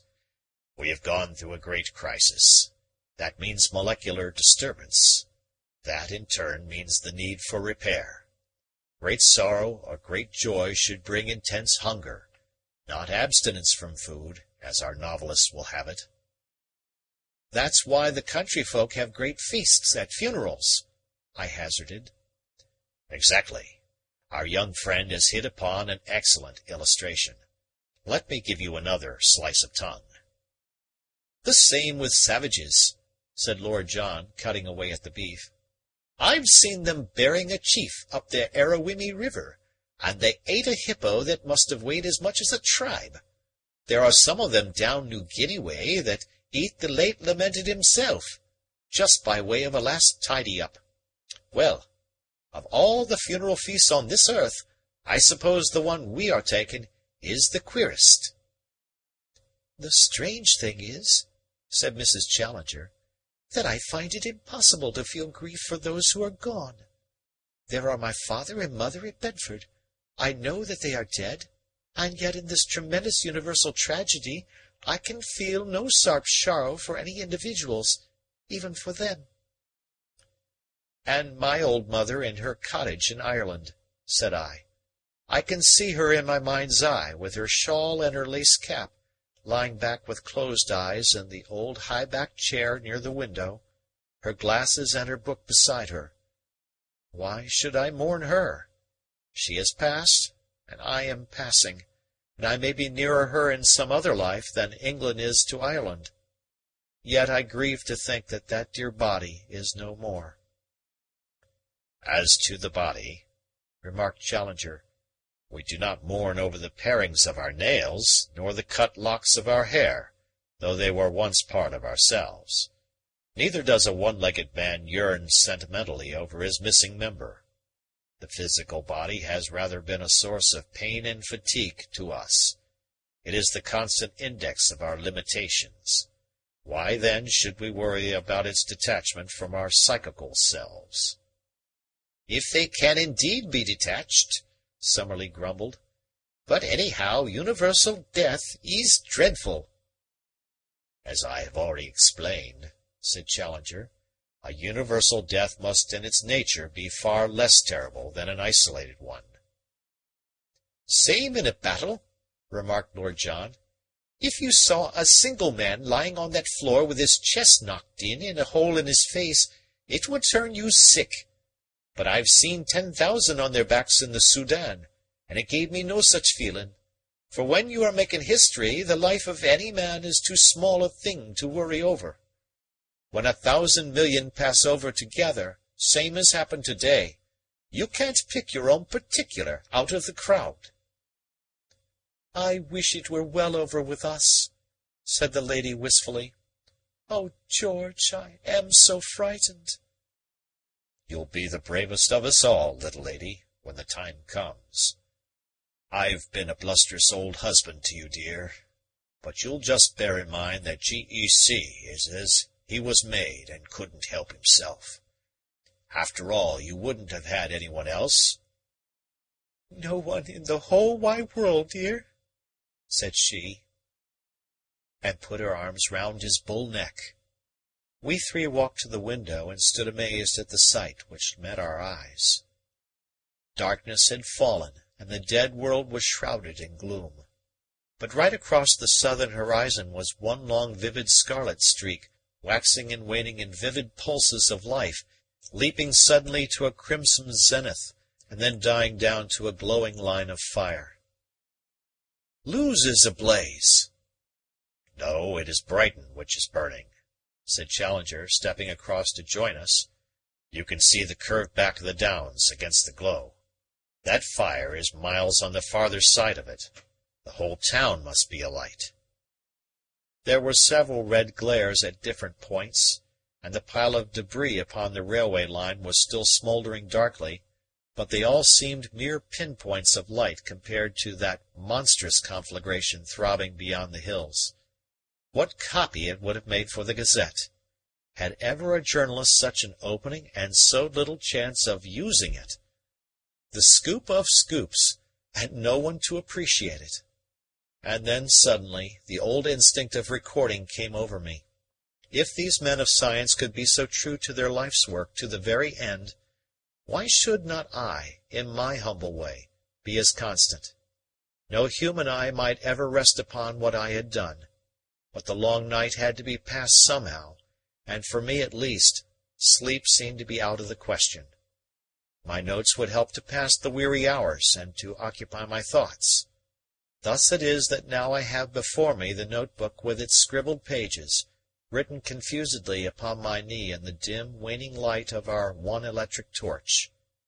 Had I the literary touch, they might have been worthy of the occasion. As it is, they may still serve to bring to other minds the long-drawn emotions and tremors of that awful night. End of chapter.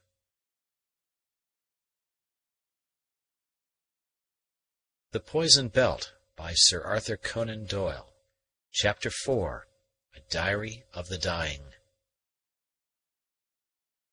How strange the words look scribbled at the top of the empty page of my book. How stranger still that it is I, Edward Malone, who have written them. I who started only some 12 hours ago from my rooms in Streatham, without one thought of the marvels which the day was to bring forth. I look back at the chain of incidents, my interview with McArdle, Challenger's first note of alarm in the Times, the absurd journey in the train, the pleasant luncheon, the catastrophe, and now it has come to this, that we linger alone upon an empty planet, and so sure is our fate that I can regard these lines, written from mechanical professional habit, and never to be seen by human eyes, as the words of one who is already dead. So closely does he stand to the shadowed borderland over which all outside this one little circle of friends have already gone. I feel how wise and true were the words of Challenger when he said that the real tragedy would be if we were left behind when all that is noble and good and beautiful had passed. But of that there can surely be no danger. Already our second tube of oxygen is drawing to an end. We can count the poor dregs of our lives almost to a minute. We have just been treated to a lecture, a good quarter of an hour long, from Challenger, who was so excited that he roared and bellowed as if he were addressing his old rows of scientific skeptics in the Queen's Hall.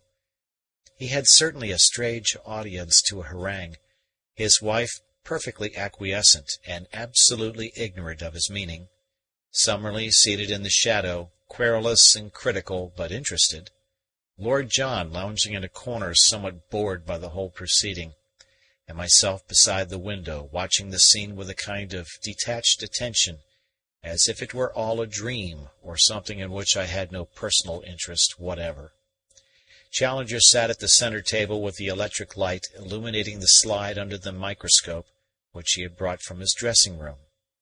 The small vivid circle of white light from the mirror left half of his rugged, bearded face in brilliant radiance and half in deepest shadow. He had, it seems, been working of late upon the lowest forms of life, and what excited him at the present moment was that in the microscopic slide made up the day before he found the amoeba to be still alive. "You can see it for yourselves," he kept repeating in great excitement. "Summerley, will you step across and satisfy yourself upon the point? Malone, will you kindly verify what I say? The little spindle-shaped things in the center are diatoms, and may be disregarded since they are probably vegetable rather than animal. But the right-hand side you will see an undoubted amoeba, moving sluggishly across the field. The upper screw is the fine adjustment. Look at it for yourselves." Summerley did so, and acquiesced. So did I, and perceived a little creature which looked as if it were made of ground glass, flowing in a sticky way across the lighted circle. Lord John was prepared to take him on trust. "I'm not troubling my head whether he's alive or dead," said he. "We don't so much as know each other by sight, so why should I take it to heart? I don't suppose he's worrying himself over the state of our health." I laughed at this, and Challenger looked in my direction with his coldest and most supercilious stare. It was a most petrifying experience. "The flippancy of the half-educated is more obstructive to science than the obtuseness of the ignorant," said he. "If Lord John Roxton would condescend—" My dear George, don't be so peppery," said his wife, with her hand on the black mane that drooped over the microscope. "What can it matter whether the amoeba is alive or not?" "It matters a great deal," said Challenger gruffly. "Well, let's hear about it," said Lord John with a good-humoured smile. "We may as well talk about that as anything else. If you think I've been too offhand with the thing, or hurt its feelings in any way, I'll apologize." "For my part," remarked Summerley in his creaky, argumentative voice, "I can see why you should attach such importance to the creature being alive. It is in the same atmosphere as ourselves, so naturally the poison does not act upon it. If it were outside of this room it would be dead, like all other animal life." "Your remarks, my good Summerley," said Challenger with enormous condescension. Oh, if I could paint that overbearing, arrogant face in the vivid circle of reflection from the microscope mirror. "Your remarks show that you imperfectly appreciate the situation. This specimen was mounted yesterday and is hermetically sealed. None of our oxygen can reach it. but the ether, of course, has penetrated to it, as to every other point upon the universe. Therefore, it has survived the poison. Hence, we may argue that every amoeba outside this room, instead of being dead, as you have erroneously stated, has really survived the catastrophe. Well, even now I don't feel inclined to hip hurrah about it, said Lord John. What does it matter? It just matters this, that the world is living instead of a dead one. If you had the scientific imagination, you would cast your mind forward from this one fact, and you would see some few millions of years hence, a mere passing moment in the enormous flux of the ages, the whole world teeming once more with the animal and human life which will spring from this tiny root. You have seen a prairie fire where the flames have swept every trace of grass or plant from the surface of the earth, and left only a blackened waste. You would think that it must be forever desert, yet the roots of growth have been left behind, and when you pass the place a few years hence, you can no longer tell where the black scars used to be. Here, in this tiny creature, are the roots of growth of the animal world, and by its inherent development and evolution, it will surely in time remove every trace of this incomparable crisis in which we are now involved. Deuced interestin', said Lord John, lounging across and looking through the microscope. Funny little chap to hang number 1 among the family portraits. Got a fine big shirt stud on him. The dark object is his nucleus, said Challenger with the air of a nurse teaching letters to a baby. Well, we needn't feel lonely, said Lord John, laughing. There's somebody living besides us on the earth. You seem to take it for granted, Challenger, said Summerley, that the object for which this world was created was that it should produce and sustain human life. Well, sir, and what object do you suggest? Asked Challenger, bristling at the least hint of contradiction. Sometimes I think that it is only the monstrous conceit of mankind that makes him think that all this stage was erected for him to strut upon. We cannot be dogmatic about it, but at least without what you have ventured to call monstrous conceit, we can surely say that we are the highest thing in nature. The highest of which we have cognizance. That, sir, goes without saying. Think of all the millions and possibly billions of years that the earth swung empty through space, or, if not empty, at least without a sign or thought of the human race. Think of it, washed by the rain, and scorched by the sun, and swept by the wind for those unnumbered ages. Man only came into being yesterday, so far as geological time goes. Why, then, should it be taken for granted that all this stupendous preparation was for his benefit? For whose, then, or for what? Summerley shrugged his shoulders. How can we tell? For some reason altogether beyond our conception, and man may have been a mere accident, a by-product evolved in the process. It is as if the scum upon the surface of the ocean imagined that the ocean was created in order to produce and sustain it, or a mouse in a cathedral thought that the building was its own proper ordained residence. I have jotted down the very words of their argument, but now it degenerates into a mere noisy wrangle, with much polysyllabic scientific jargon upon each side.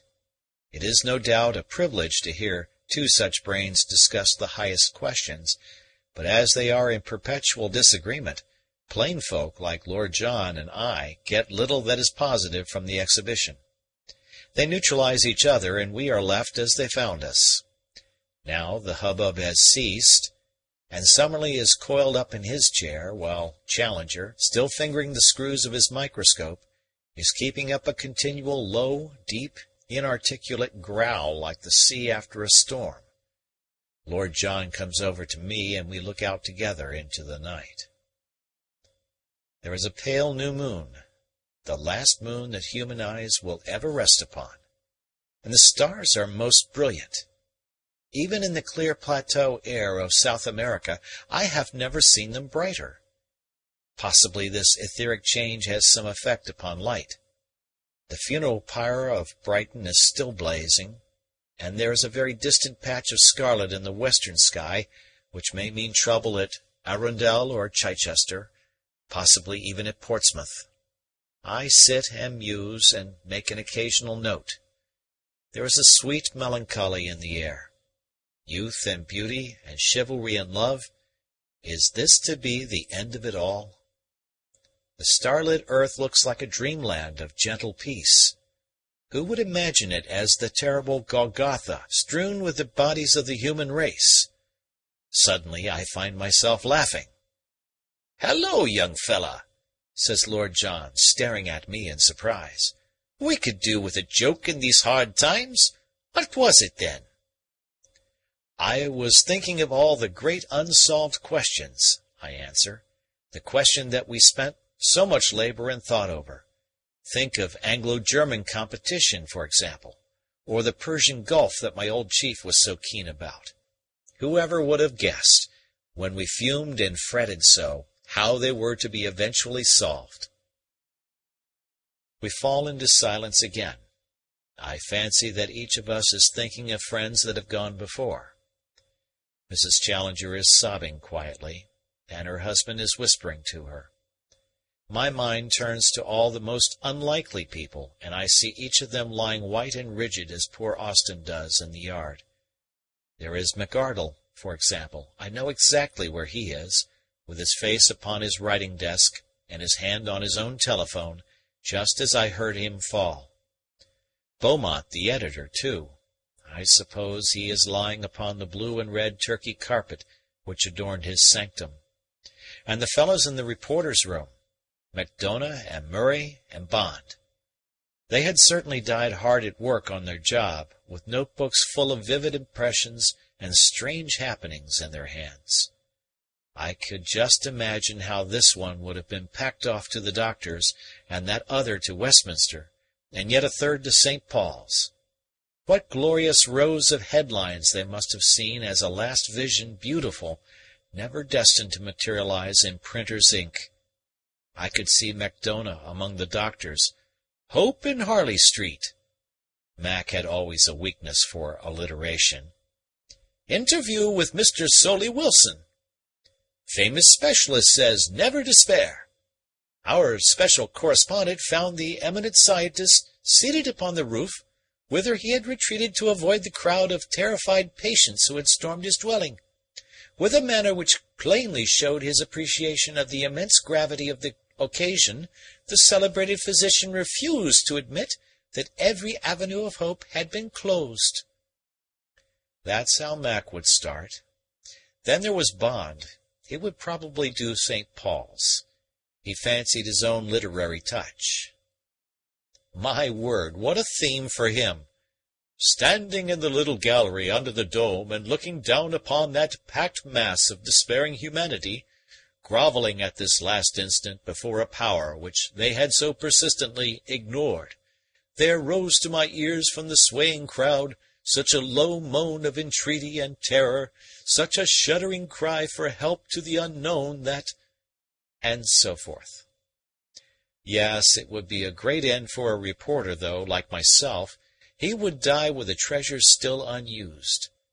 What would Bond not give, poor chap, to see J.H.B. at the foot of a column like that? But what drivel I am writing!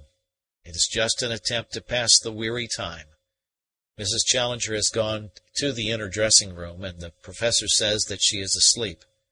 He is making notes and consulting books at the central table, as calmly as if years of placid work lay before him.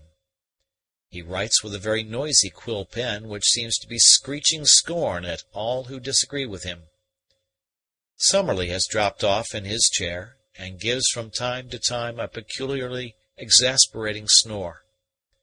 Lord John lies back with his hands in his pockets and his eyes closed.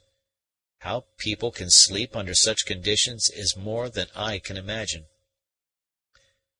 3:30 a.m. I have just wakened with a start. It was 5 minutes past 11 when I made my last entry. I remember winding up my watch and noting the time. So I have wasted some 5 hours of the little span still left to us. Who would have believed it possible? But I feel very much fresher and ready for my fate, or try to persuade myself that I am. And yet, the fitter a man is and the higher his tide of life, the more must he shrink from death. How wise and how merciful is that provision of nature by which his earthly anchor is usually loosened by many little imperceptible tugs, until his consciousness has drifted out of its untenable earthly harbor into the great sea beyond. Mrs. Challenger is still in the dressing-room. Challenger has fallen asleep in his chair. What a picture! His enormous frame leans back, his huge, hairy hands are clasped across his waistcoat, and his head is so tilted that I can see nothing above his collar save a tangled bristle of luxuriant beard. He shakes with the vibration of his own snoring. Summerley adds his occasional high tenor to Challenger's sonorous bass. Lord John is sleeping also, his long body doubled up sideways in a basket chair. The first cold light of dawn is just stealing into the room, and everything is gray and mournful.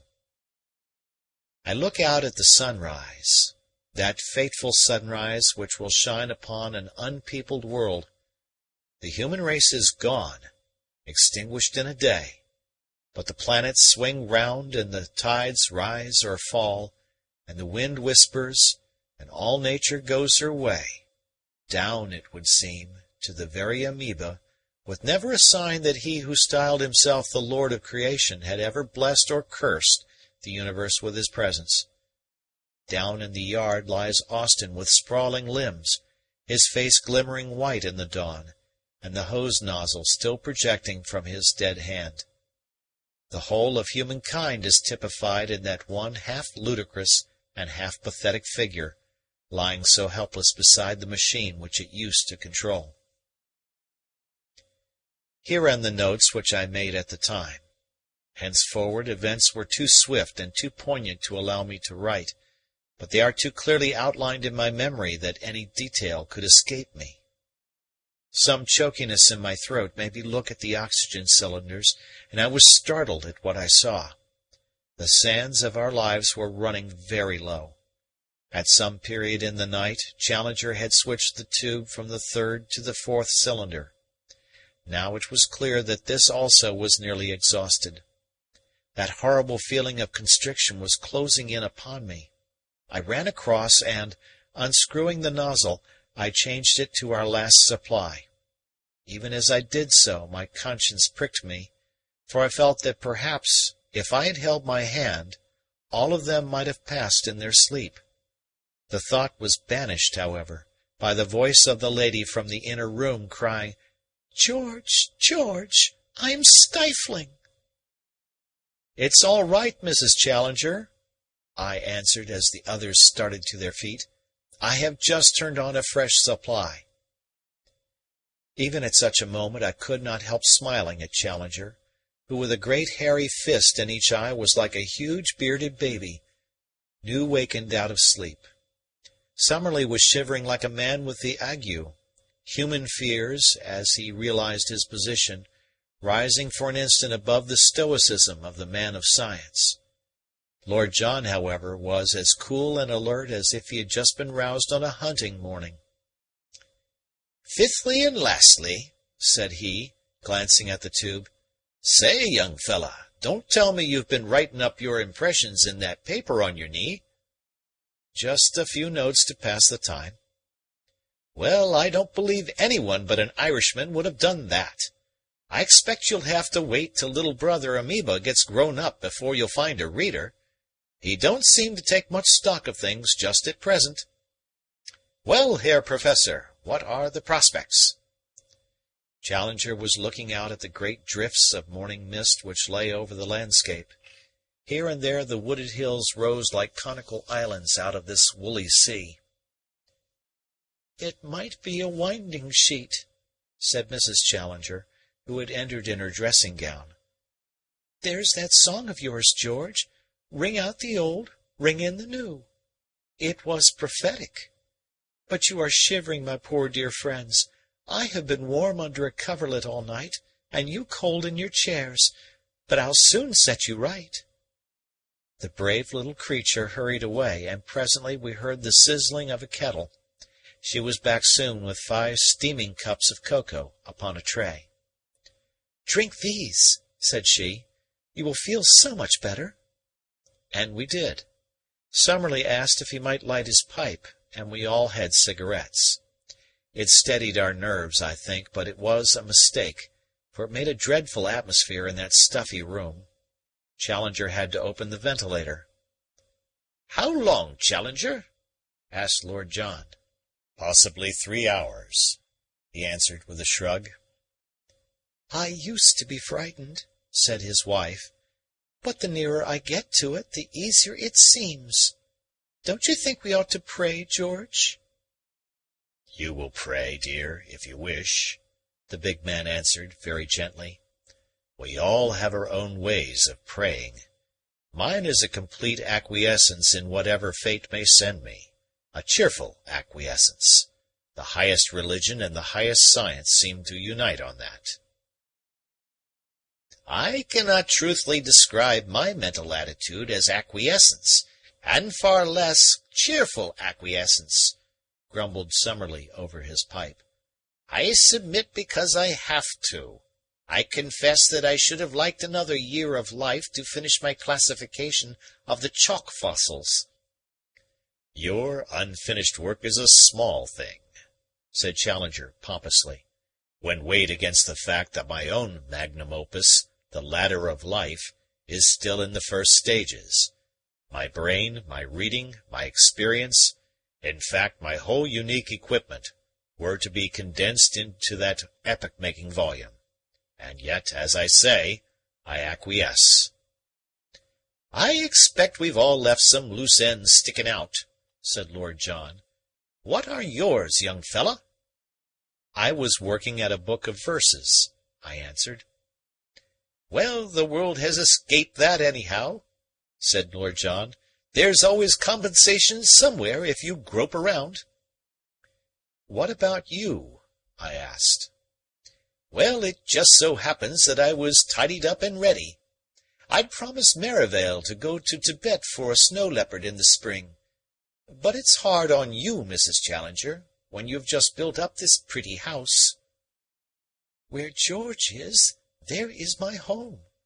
But oh, would I not give for one last walk together in the fresh morning air upon those beautiful downs?"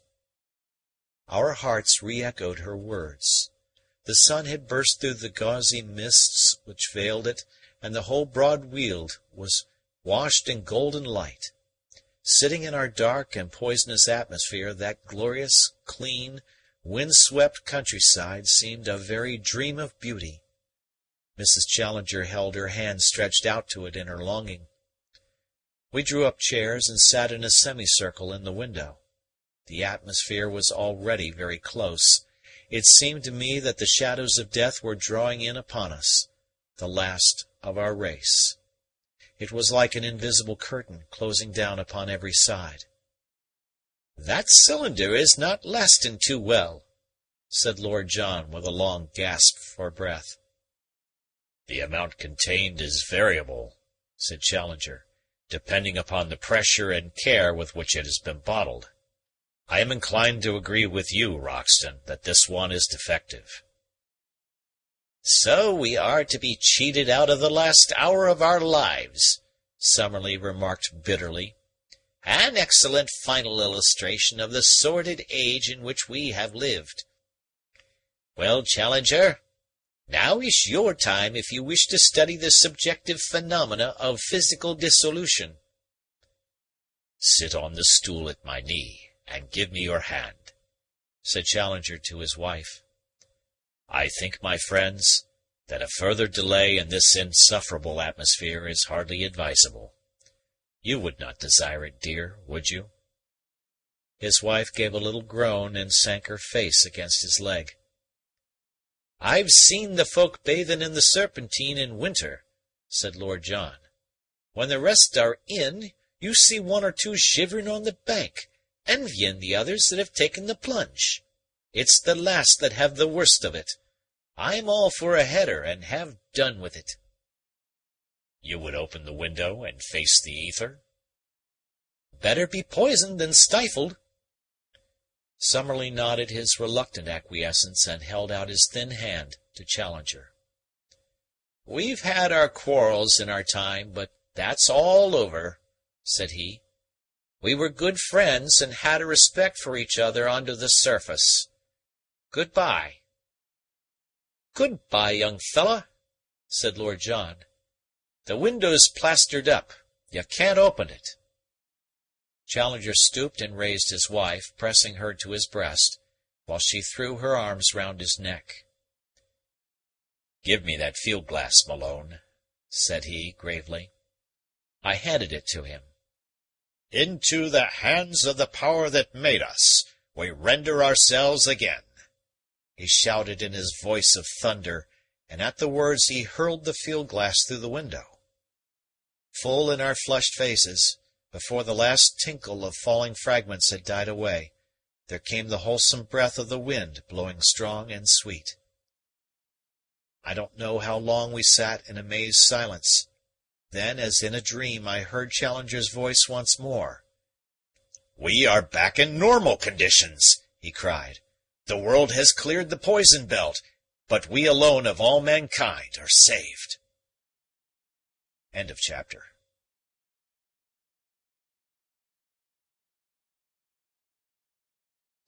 The Poison Belt by Sir Arthur Conan Doyle. Chapter 5. The Dead World. I remember that we all sat gasping in our chairs, with that sweet, wet, southwestern breeze, fresh from the sea, flapping the muslin curtains and cooling our flushed faces. I wonder how long we sat. None of us afterwards could agree at all on that point. We were bewildered, stunned, semi-conscious. We had all braced our courage for death, but this fearful and sudden new fact, that we must continue to live after we had survived the race to which we belonged, struck us with the shock of a physical blow and left us prostrate. Then gradually the suspended mechanism began to move once more. The shuttles of memory worked, ideas weaved themselves together in our minds. We saw with vivid, merciless clearness the relations between the past, the present, and the future, the lives that we had led and the lives which we would have to live. Our eyes turned in silent horror upon those of our companions, and found the same answering look in theirs. Instead of the joy which men might have expected to feel who had so narrowly escaped an imminent death, a terrible wave of darkest depression submerged us. Everything on earth that we loved had been washed away into the great, infinite, unknown ocean, and here were we marooned upon this desert island of a world, without companions, hopes, or aspirations. A few years skulking like jackals among the graves of the human race, and then our belated and lonely end would come. "It's dreadful, George, dreadful!" the lady cried in an agony of sobs. "If we had only passed with the others! Oh, why did you save us? I feel as if it is we that are dead and everyone else alive." Challenger's great eyebrows were drawn down in concentrated thought, while his huge, hairy paw closed upon the outstretched hand of his wife. I had observed that she always held out her arms to him in trouble as a child would to its mother. "Without being a fatalist to the point of non-resistance," said he, "I have always found that the highest wisdom lies in an acquiescence with the actual." He spoke slowly, and there was a vibration of feeling in his sonorous voice. "I do not acquiesce," said Summerley firmly. "I don't see that it matters a row of pins whether you acquiesce or whether you don't," remarked Lord John. "You've got to take it, whether you take it fightin' or take it lying down. So what's the odds whether you acquiesce or not? I can't remember that anyone asked our permission before the thing began, and nobody's likely to ask it now. So what difference can it make what we think of it?" It's just all the difference between happiness and misery," said Challenger with an abstracted face, still patting his wife's hand. "You can swim with the tide, and have peace in mind and soul, or you can thrust against it and be bruised and weary. This business is beyond us, so let us accept it as it stands and say no more." "But what in the world are we to do with our lives?" I asked, appealing in desperation to the blue, empty heaven. "What am I to do, for example? There are no newspapers, so there's an end of my vocation." "And there's nothing left to shoot, and no more soldiering, so there's an end of mine," said Lord John. "And there are no students, so there's an end of mine," cried Summerley. "But I have my husband and my house, so I can thank heaven that there is no end of mine," said the lady. "Nor is there an end of mine," remarked Challenger, "for science is not dead, and this catastrophe in itself will offer us many most absorbing problems for investigation." He had now flung open the windows, and we were gazing out upon the silent and motionless landscape. "Let me consider," he continued. "It was about 3, or a little after, yesterday afternoon that the world finally entered the poison belt to the extent of being completely submerged. It is now 9 o'clock. The question is, at what hour did we pass out from it?" "The air was very bad at daybreak," said I. "Later than that," said Mrs. Challenger. "As late as 8 o'clock I distinctly felt the same choking at my throat which came at the outset." "Then we shall say that it passed just after 8 o'clock. For 17 hours the world has been soaked in the poisonous ether. For that length of time the great gardener has sterilized the human mold which had grown over the surface of his fruit. Is it possible that the work is incompletely done, that others may have survived besides ourselves?" "That's what I was wondering," said Lord John. "Why should we be the only pebbles on the beach?" "It is absurd to suppose that anyone besides ourselves can possibly have survived," said Summerley with conviction. "Consider that the poison was so virulent that even a man who is as strong as an ox, and has not a nerve in his body, like Malone here, could hardly get up the stairs before he fell unconscious. Is it likely that anyone could stand 17 minutes of it, far less hours?" "Unless someone saw it coming and made preparation, same as old friend Challenger did." "That, I think, is hardly probable," said Challenger, projecting his beard and sinking his eyelids. "The combination of observation, inference, and anticipatory imagination which enabled me to foresee the danger is what one could hardly expect twice in the same generation." "Then your conclusion is that everyone is certainly dead?" "There can be little doubt of that. We have to remember, however, that the poison worked from below upwards, and would possibly be less virulent at the higher strata of the atmosphere. It is strange indeed that it should be so, but it presents one of those features which will afford us in the future a fascinating field for study. One could imagine, therefore, that if one had to search for survivors, one would turn one's eyes with best hopes of success to some Tibetan village or some Alpine farm, many thousands of feet above the sea level."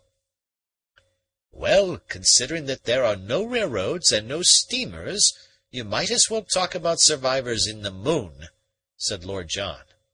"But what I'm asking myself is whether it's really over or whether it's only half-time."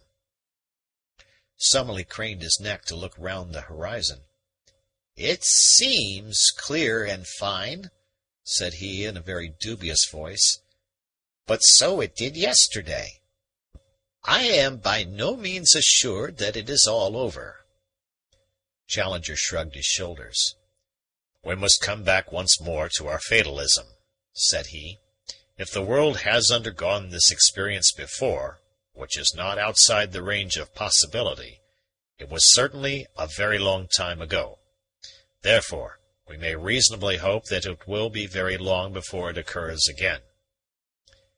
"That's all very well," said Lord John, "but if you get an earthquake shock, you are mighty likely to have a second one right on the top of it. I think we'd be wise to stretch our legs and have a breath of air while we have the chance. Since our oxygen is exhausted, we may just as well be caught outside as in." It was strange the absolute lethargy which had come upon us as a reaction after our tremendous emotions of the last 24 hours.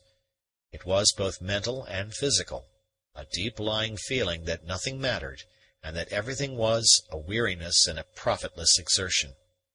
Even Challenger had succumbed to it, and sat in his chair, with his great head leaning upon his hands and his thoughts far away, until Lord John and I, catching him by each arm, fairly lifted him on to his feet, receiving only the glare and growl of an angry mastiff for our trouble.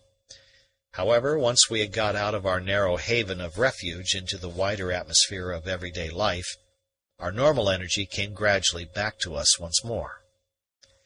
But what were we to begin to do in that graveyard of a world? Could ever men have been faced with such a question since the dawn of time? It is true that our own physical needs, and even our luxuries, were assured for the future.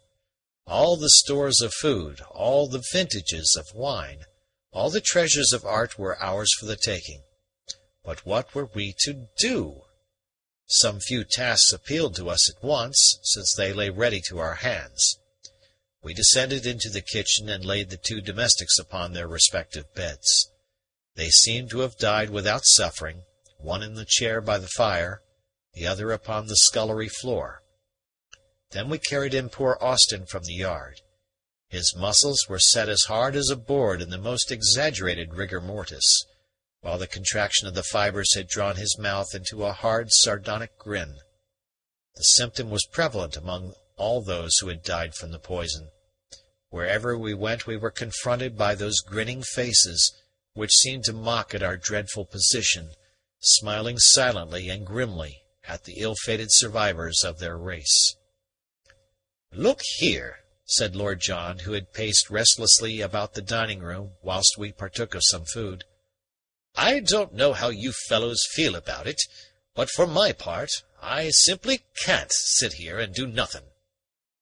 "Perhaps," Challenger answered, "you would have the kindness to suggest what you think we ought to do." "Get a move on us, and see all that has happened." "That is what I should myself propose." "But not in this little country village. We can see from the window all that this place can teach us." "Where should we go, then?" "To London." "That's all very well," grumbled Summerley. "You may be equal to a 40-mile walk, but I'm not so sure about Challenger with his stumpy legs, and I am perfectly sure about myself." Challenger was very much annoyed. "If you could see your way, sir, to confining your remarks to your own physical peculiarities, you would find that you had an ample field for comment," he cried. "I had no intention to offend you, my dear Challenger," cried our tactless friend. "You can't be held responsible for your own physique. If nature had given you a short, heavy body, you cannot possibly help having stumpy legs." Challenger was too furious to answer. He could only growl and blink and bristle. Lord John hastened to intervene before the dispute became more violent. "You talk of walking. Why should we walk?" said he. "Do you suggest taking a train?" asked Challenger, still simmering. "What's the matter with the motor car? Why should we not go in that?" "I am not an expert," said Challenger, pulling at his beard reflectively. "At the same time, you are right in supposing that the human intellect in its higher manifestations should be sufficiently flexible to turn itself to anything. Your idea is an excellent one, Lord John. I myself will drive you all to London." "You will do nothing of the kind," said Summerley with decision. "No, indeed, George," cried his wife. You only tried once, and you remember how you crashed through the gate of the garage." "It was a momentary want of concentration," said Challenger complacently. "You can consider the matter settled. I will certainly drive you all to London." The situation was relieved by Lord John. "What's the car?" he asked. "A 20-horsepower Humber." "Why, I've driven one for years," said he. "By George!" he nodded. "I never thought I'd live to take the whole human race in one load. There's just room for 5, as I remember it. Get your things on, and I'll be ready at the door by 10 o'clock." Sure enough, at the hour named, the car came purring and crackling from the yard with Lord John at the wheel. I took my seat beside him, while the lady, a useful little buffer state, was squeezed in between the 2 men of wrath at the back. Then Lord John released his brakes, slid his lever rapidly from first to third, and we sped off upon the strangest drive that ever human beings have taken since man first came upon the earth. You are to picture the loveliness of nature upon that August day, the freshness of the morning air, the golden glare of the summer sunshine, the cloudless sky, the luxuriant green of the Sussex woods, and the deep purple of heather-clad downs. As you looked round upon the many-coloured beauty of the scene, all thought of a vast catastrophe would have passed from your mind had it not been for one sinister sign, the solemn, all-embracing silence. There is a gentle hum of life which pervades a closely settled country, so deep and constant that one ceases to observe it, as the dweller by the sea loses all sense of the constant murmur of the waves. The twitter of birds, the buzz of insects, the far-off echo of voices, the lowing of cattle, the distant barking of dogs, roar of trains, and rattle of carts, all these form one low, unremitting note, striking unheeded upon the ear. We missed it now. This deadly silence was appalling. So solemn was it, so impressive, that the buzz and rattle of our motor car seemed an unwarrantable intrusion, an indecent disregard of this reverent stillness which lay like a pall over and round the ruins of humanity. It was this grim hush, and the tall clouds of smoke which rose here and there over the countryside from smouldering buildings, which cast a chill into our hearts as we gazed round at the glorious panorama of the Weald. And then there were the dead. At first those endless groups of drawn and grinning faces filled us with a shuddering horror. So vivid and mordant was the impression that I can live over again that slow descent of the station hill, the passing by the nurse-girl with the 2 babies, the sight of the old horse on his knees between the shafts, the cabman twisted across the seat, and the young man inside with his hand upon the open door in the very act of springing out. Lower down were 6 reapers all in a litter, their limbs crossing, their dead, unwinking eyes gazing upwards at the glare of heaven. These things I see as in a photograph. But soon, by the merciful provision of nature, the overexcited nerves ceased to respond. The very vastness of the horror took away from its personal appeal.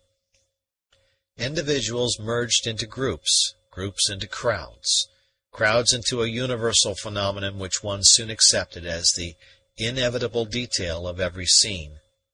Only here and there, where some particularly brutal or grotesque incident caught the attention, did the mind come back with a sudden shock to the personal and human meaning of it all. Above all, there was the fate of the children. That, I remember, filled us with the strongest sense of intolerable injustice. We could have wept.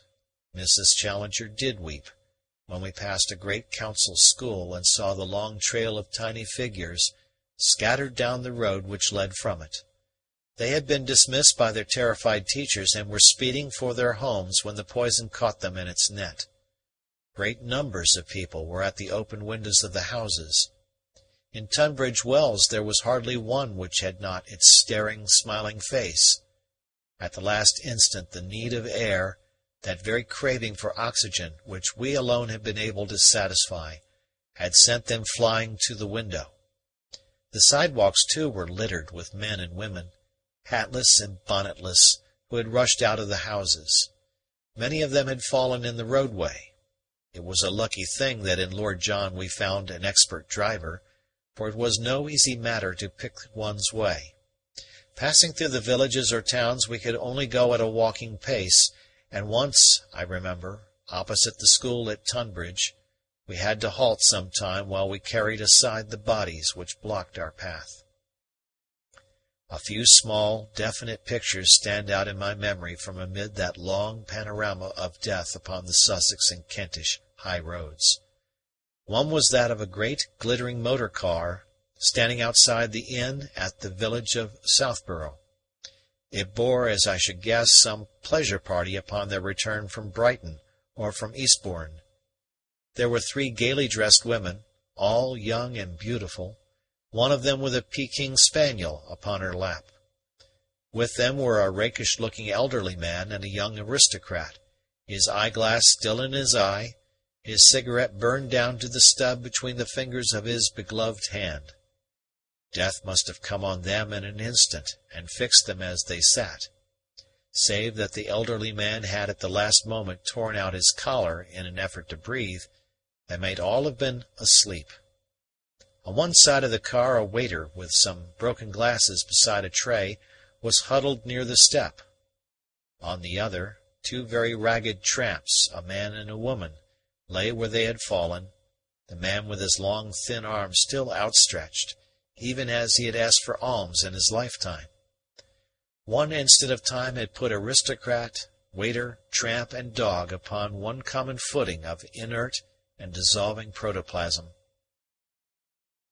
I remember another singular picture, some miles on the London side of Sevenoaks. There was a large convent upon the left, with a long green slope in front of it.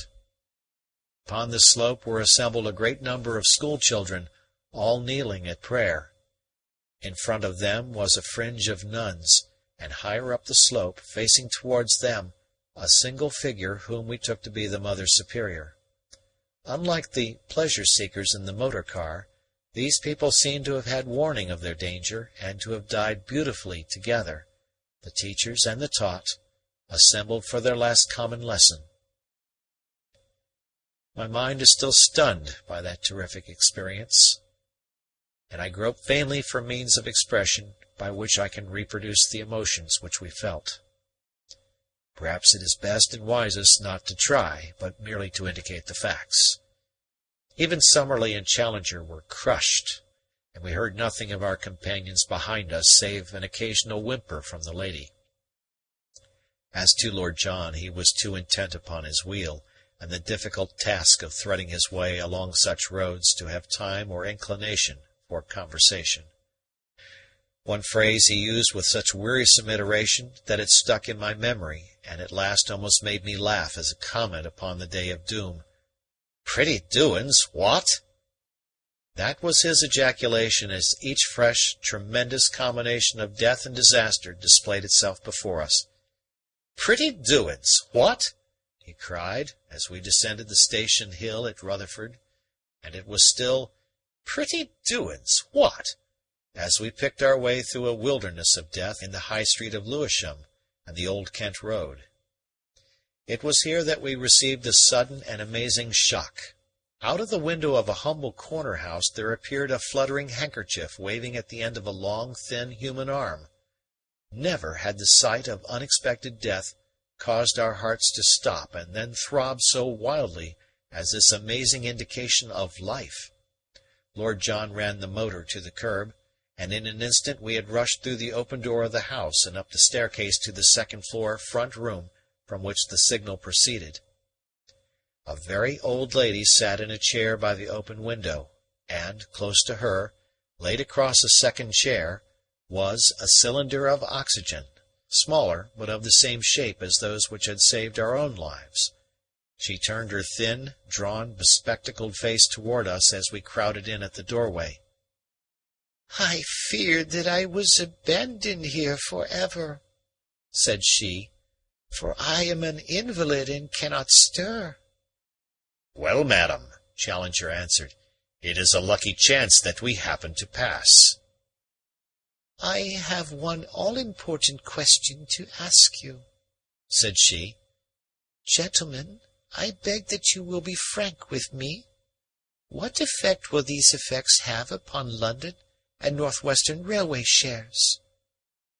We should have laughed had it not been for the tragic eagerness with which she listened for our answer.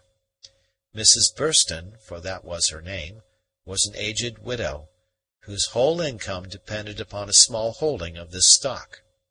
Her life had been regulated by the rise and fall of the dividend, and she could form no conception of existence save as it was affected by the quotation of her shares. In vain we pointed out to her that all the money in the world was hers for the taking, and was useless when taken. Her old mind would not adapt itself to the new idea, and she wept loudly over her vanished stock. It was all I had, she wailed, and if that is gone I may as well go too. Amid her lamentations we found out how this frail old plant had lived where the whole great forest had fallen. She was a confirmed invalid and an asthmatic. Oxygen had been prescribed for her malady, and a tube was in her room at the moment of the crisis. She had naturally inhaled some, as had been her habit when there was a difficulty with her breathing. It had given her relief, and by doling out her supply she had managed to survive the night. Finally she had fallen asleep and been awakened by the buzz of our motor car. As it was impossible to take her on with us, we saw that she had all her necessaries of life and promised to communicate with her in a couple of days at the latest. So we left her, still weeping bitterly over her vanished stock. As we approached the Thames, the block in the streets became thicker and the obstacles more bewildering. It was with difficulty that we made our way across London Bridge. The approaches to it upon the Middlesex side were choked from end to end with frozen traffic, which made all further advance in that direction impossible. A ship was blazing brightly alongside one of the wharves near the bridge, and the air was full of drifting smuts and of a heavy, acrid smell of burning. There was a cloud of dense smoke somewhere near the Houses of Parliament, but it was impossible from where we were to see what was on fire. "I don't know how it strikes you," Lord John remarked as he brought his engine to a standstill, "but it seems to me the country is more cheerful than the town. Dead London is getting on my nerves. I'm for a cast round and then getting back to Rotherfield."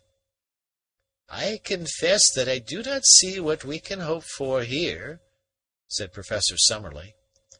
"At the same time," said Challenger, his great voice booming strangely amid the silence, "it is difficult for us to conceive that out of 7 millions of people there is only this one old woman who by some peculiarity of constitution or some accident of occupation has managed to survive this catastrophe." "If there should be others, how can we hope to find them, George?" asked the lady. "And yet I agree with you that we cannot go back until we have tried." Getting out of the car, and leaving it by the curb, we walked with some difficulty across the crowded pavement of King William Street, and entered the open door of a large insurance office. It was a corner house, and we chose it as commanding a view in every direction. Ascending the stair, we passed through what I supposed to have been the board-room, for 8 elderly men were seated round a long table in the centre of it. The high window was open, and we all stepped out upon the balcony. From it we could see the crowded city streets, radiating in every direction, while below us the road was black from side to side with the tops of the motionless taxis. All, or nearly all, had their heads pointed outwards, showing how the terrified men of the city had at the last moment made a vain endeavour to rejoin their families in the suburbs or the country. Here and there amid the humbler cabs towered the great brass-spangled motor-car of some wealthy magnate, wedged hopelessly among the damned stream of arrested traffic. Just beneath us there was such a one of great size and luxurious appearance, with its owner, a fat old man, leaning out, half his gross body through the window, and his podgy hand, gleaming with diamonds, outstretched as he urged his chauffeur to make a last effort to break through the press. A dozen motor buses towered up like islands in this flood, the passengers who crowded the roofs lying all huddled together and across each other's laps, like a child's toys in a nursery. On a broad lamp pedestal in the center of the roadway, a burly policeman was standing, leaning his back against the post in so natural an attitude that it was hard to realize that he was not alive, while at his feet there lay a ragged newsboy with his bundle of papers on the ground beside him. A paper cart had got blocked in the crowd, and we could read in large letters, black upon yellow, "Scene at Lord's. County match interrupted." This must have been the earliest edition, for there were other placards bearing the legend, "Is it the end? Great scientist's warning." And another, "Is Challenger justified? Ominous rumors." Challenger pointed the latter placard out to his wife, as it thrust itself like a banner above the throng. I could see him throw out his chest and stroke his beard as he looked at it. It pleased and flattered that complex mind to think that London had died with his name and his words still present in their thoughts. His feelings were so evident that they aroused the sardonic comment of his colleague. "In the limelight to the last, Challenger," he remarked. "So it would appear," he answered complacently. "Well," he added as he looked down the long vista of the radiating streets, all silent and all choked up with death, "I really see no purpose to be served by our staying any longer in London. I suggest that we return at once to Rotherfield, and then take counsel as to how we shall most profitably employ the years which lie before us." Only one other picture shall I give of the scenes which we carried back in our memories from the dead city. It is a glimpse which we had of the interior of the old church of St. Mary's, which is at the very point where our car was awaiting us. Picking our way among the prostrate figures upon the steps, we pushed open the swing door and entered. It was a wonderful sight. The church was crammed from end to end with kneeling figures in every posture of supplication and abasement.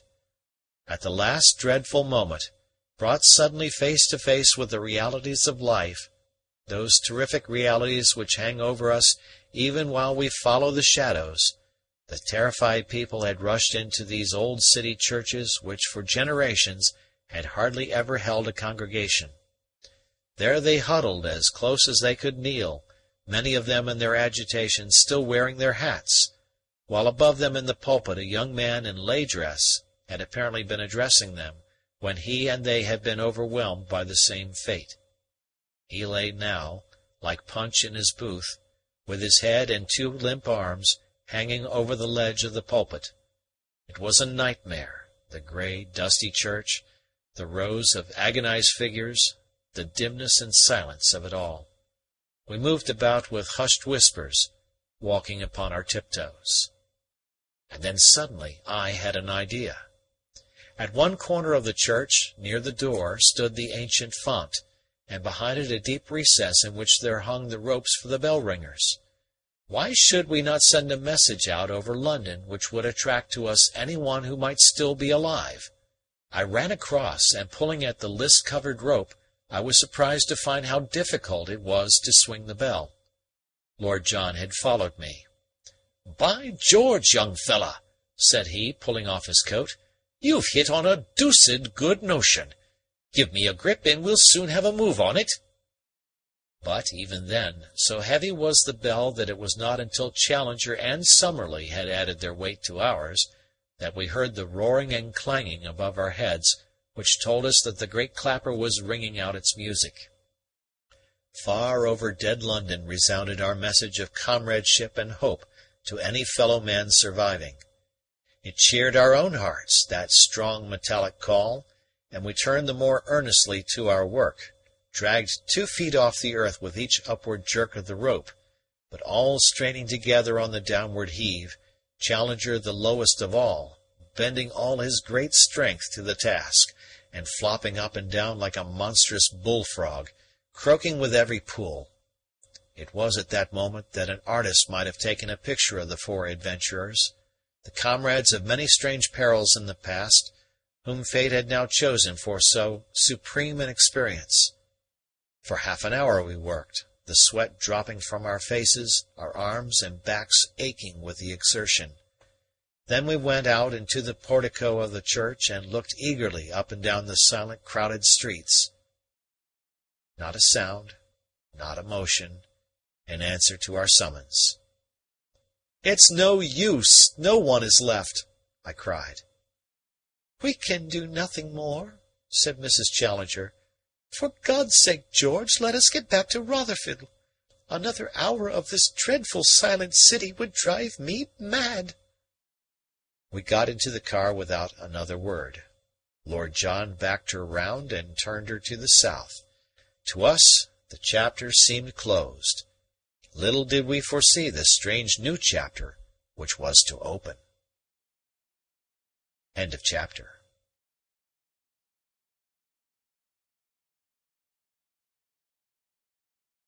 The Poisoned Belt by Sir Arthur Conan Doyle. Chapter 6. The Great Awakening.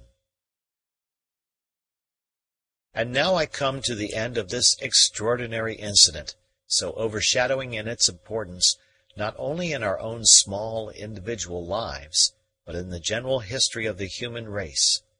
As I said when I began my narrative, when that history comes to be written, this occurrence will surely stand out among all other events like a mountain towering among its foothills.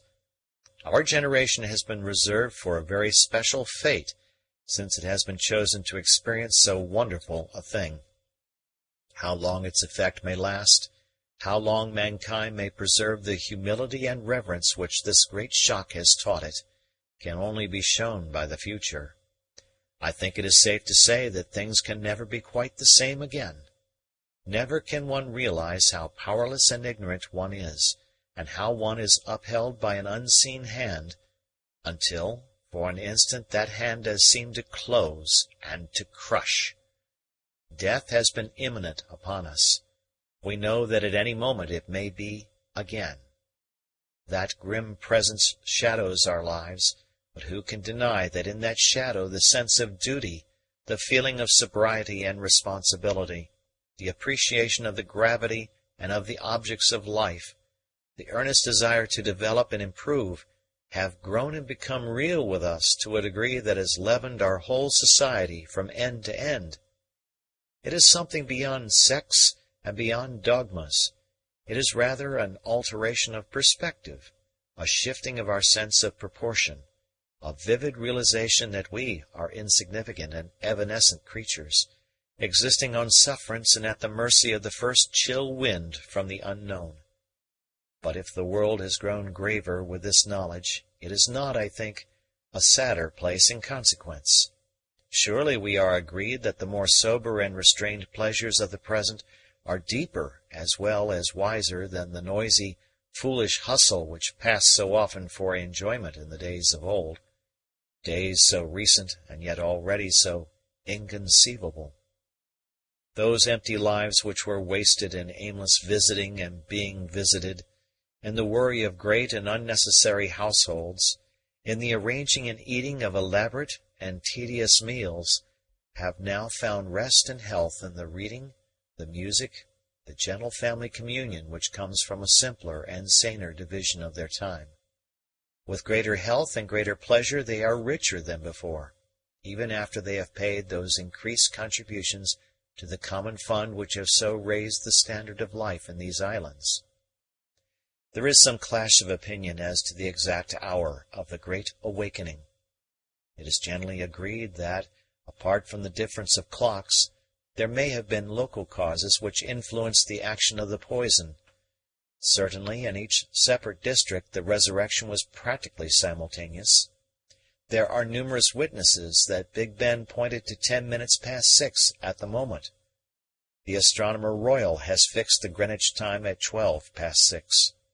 On the other hand, Laird Johnson, a very capable East Anglia observer, has recorded 6:20 as the hour. In the Hebrides it was as late as 7. In our own case there can be no doubt whatever, for I was seated in Challenger's study with his carefully tested chronometer in front of me at the moment. The hour was 6:15. An enormous depression was weighing upon my spirits. The cumulative effect of all the dreadful sights which we had seen upon our journey was heavy upon my soul. With my abounding animal health and great physical energy, any kind of mental clouding was a rare event. I had the Irish faculty of seeing some gleam of humour in every darkness. But now the obscurity was appalling and unrelieved. The others were downstairs making their plans for the future. I sat by the open window, my chin resting upon my hand, and my mind absorbed in the misery of our situation. Could we continue to live? That was the question which I had begun to ask myself. Was it possible to exist upon a dead world? Just as in physics the greater body draws to itself the lesser, would we not feel an overpowering attraction from that vast body of humanity which had passed into the unknown? How would the end come? Would it be from a return of the poison? Or would the earth be uninhabitable from the mephitic products of universal decay? Or, finally, might our awful situation prey upon and unbalance our minds? A group of insane folk upon a dead world. My mind was brooding upon this last dreadful idea, when some slight noise caused me to look down upon the road beneath me. The old cab-horse was coming up the hill. I was conscious at the same instant of the twittering of birds, of someone coughing in the yard below, and of a background of movement in the landscape. And yet I remember that it was that absurd, emaciated, superannuated cab-horse which held my gaze. Slowly and wheezily it was climbing the slope. Then my eye travelled to the driver sitting hunched up upon the box, and finally to the young man who was leaning out of the window in some excitement and shouting a direction. They were all indubitably, aggressively alive. Everybody was alive once more. Had it all been a delusion? Was it conceivable that this whole poison belt incident had been an elaborate dream? For an instant my startled brain was really ready to believe it. Then I looked down, and there was the rising blister on my hand where it was frayed by the rope of the city bell. It had really been so, then. And yet here was the world resuscitated. Here was life come back in an instant full tide to the planet. Now, as my eyes wandered all over the great landscape, I saw it in every direction, and moving, to my amazement, in the very same groove in which it had halted. There were the golfers. Was it possible that they were going on with their game? Yes, there was a fellow driving off from a tee, and that other group upon the green were surely putting for the hole. The reapers were slowly trooping back to their work. The nurse girl slapped one of her charges and then began to push the perambulator up the hill. Every one had unconcernedly taken up the thread at the very point where they had dropped it. I rushed downstairs, but the hall door was open, and I heard the voices of my companions, loud in astonishment and congratulation, in the yard. How we all shook hands and laughed as we came together, and how Mrs. Challenger kissed us all in her emotion before she finally threw herself into the bear hug of her husband. "But they could not have been asleep!" cried Lord John. "Dash it all, Challenger, you don't mean to believe that those folk were asleep with their staring eyes and stiff limbs, and that awful death grin on their faces?" "It can only have been the condition that is called catalepsy," said Challenger. "It has been a rare phenomenon in the past, and has constantly been mistaken for death. While it endures, the temperature falls, the respiration disappears, the heartbeat is indistinguishable. In fact, it is death, save that it is evanescent. Even the most comprehensive mind—" Here he closed his eyes and simpered. could hardly conceive a universal outbreak of it in this fashion.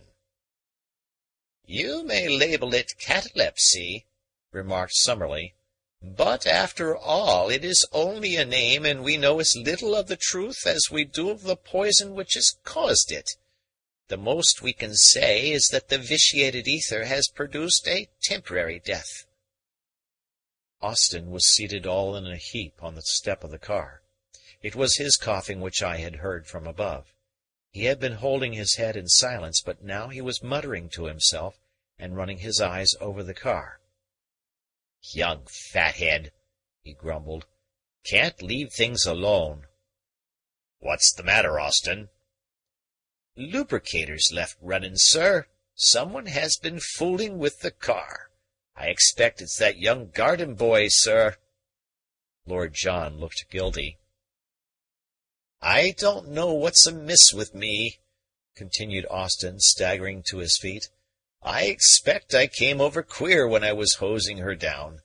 I seem to remember flopping over by the step. But I'll swear I never left those lubricator taps on. In a condensed narrative, the astonished Austin was told what had happened to himself and the world. The mystery of the dripping lubricators was also explained to him. He listened with an air of deep distrust when told how an amateur had driven his car, and with absorbed interest to the few sentences in which our experiences of the sleeping city were recorded. I can remember his comment when the story was concluded. Was you outside the Bank of England, sir? Yes, Austin. With all them millions inside, and everybody asleep? That was so. And I not there, he groaned, and turned dismally once more to the hosing of his car. There was a sudden grinding of wheels upon gravel. The old cab had actually pulled up at Challenger's door. I saw the young occupant step out from it. An instant later the maid, who looked as tousled and bewildered as if she had that instant been aroused from the deepest sleep, appeared with a card upon a tray. Challenger snorted ferociously as he looked at it, and his thick black hair seemed to bristle up in his wrath. "A pressman," he growled. Then, with a deprecating smile, "After all, it is natural that the whole world should hasten to know what I think of such an episode." "That can hardly be his errand," said Summerley, "for he was on the road in his cab before ever the crisis came." I looked at the card. James Baxter, London correspondent, New York Monitor. "You'll see him?" said I. "Not I."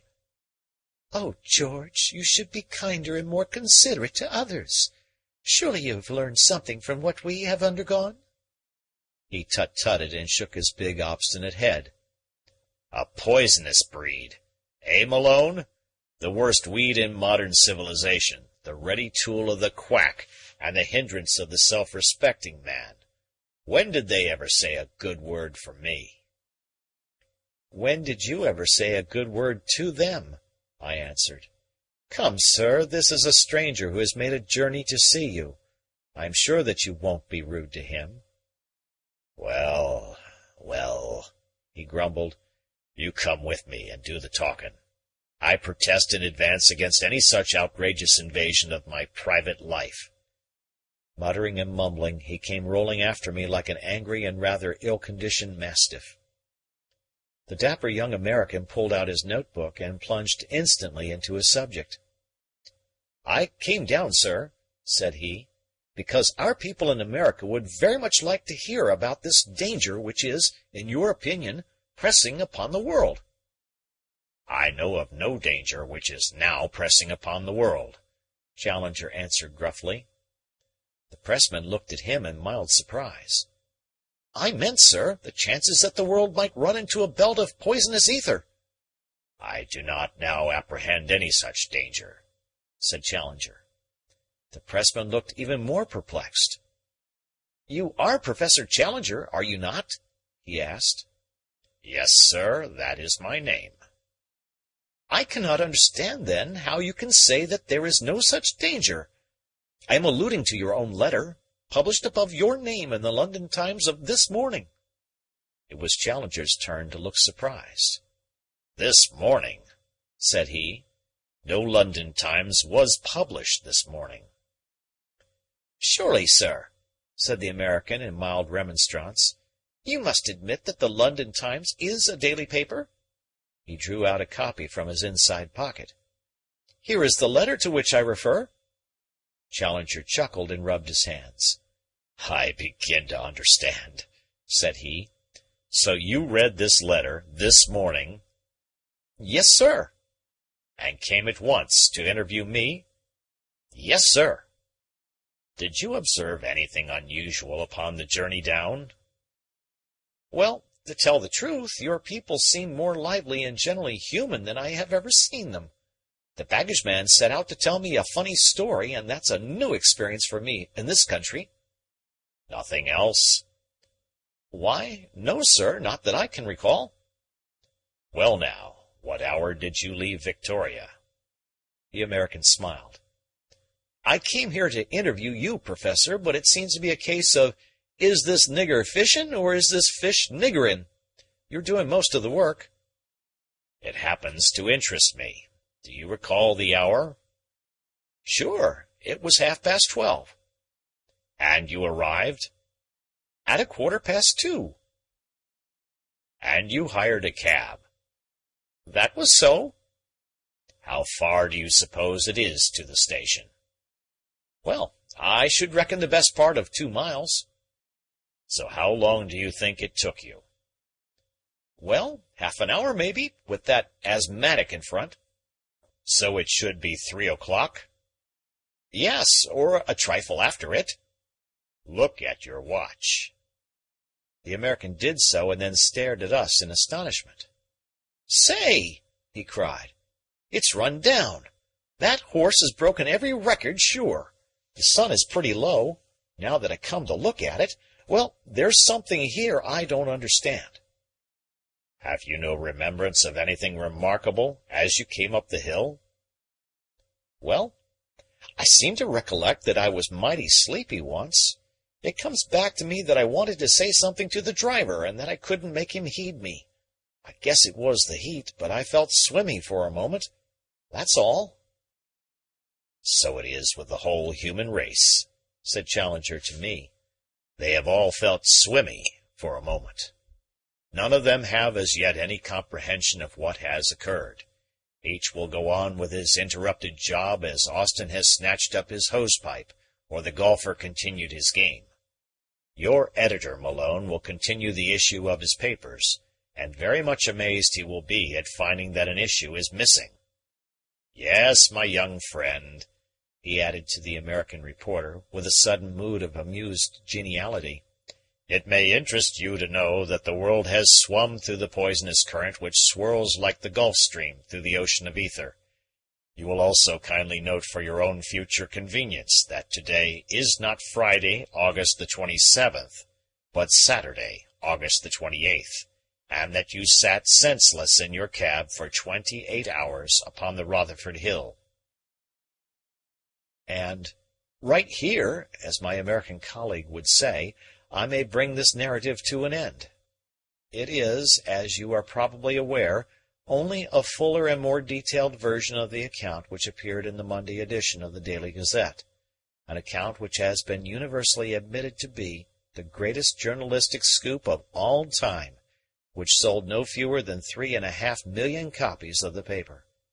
Framed upon the wall of my sanctum, I retain those magnificent headlines: 28 hours world coma, unprecedented experience, Challenger justified, our correspondent escapes, enthralling narrative, the oxygen room, weird motor drive, dead London, replacing the missing page, great fires and loss of life.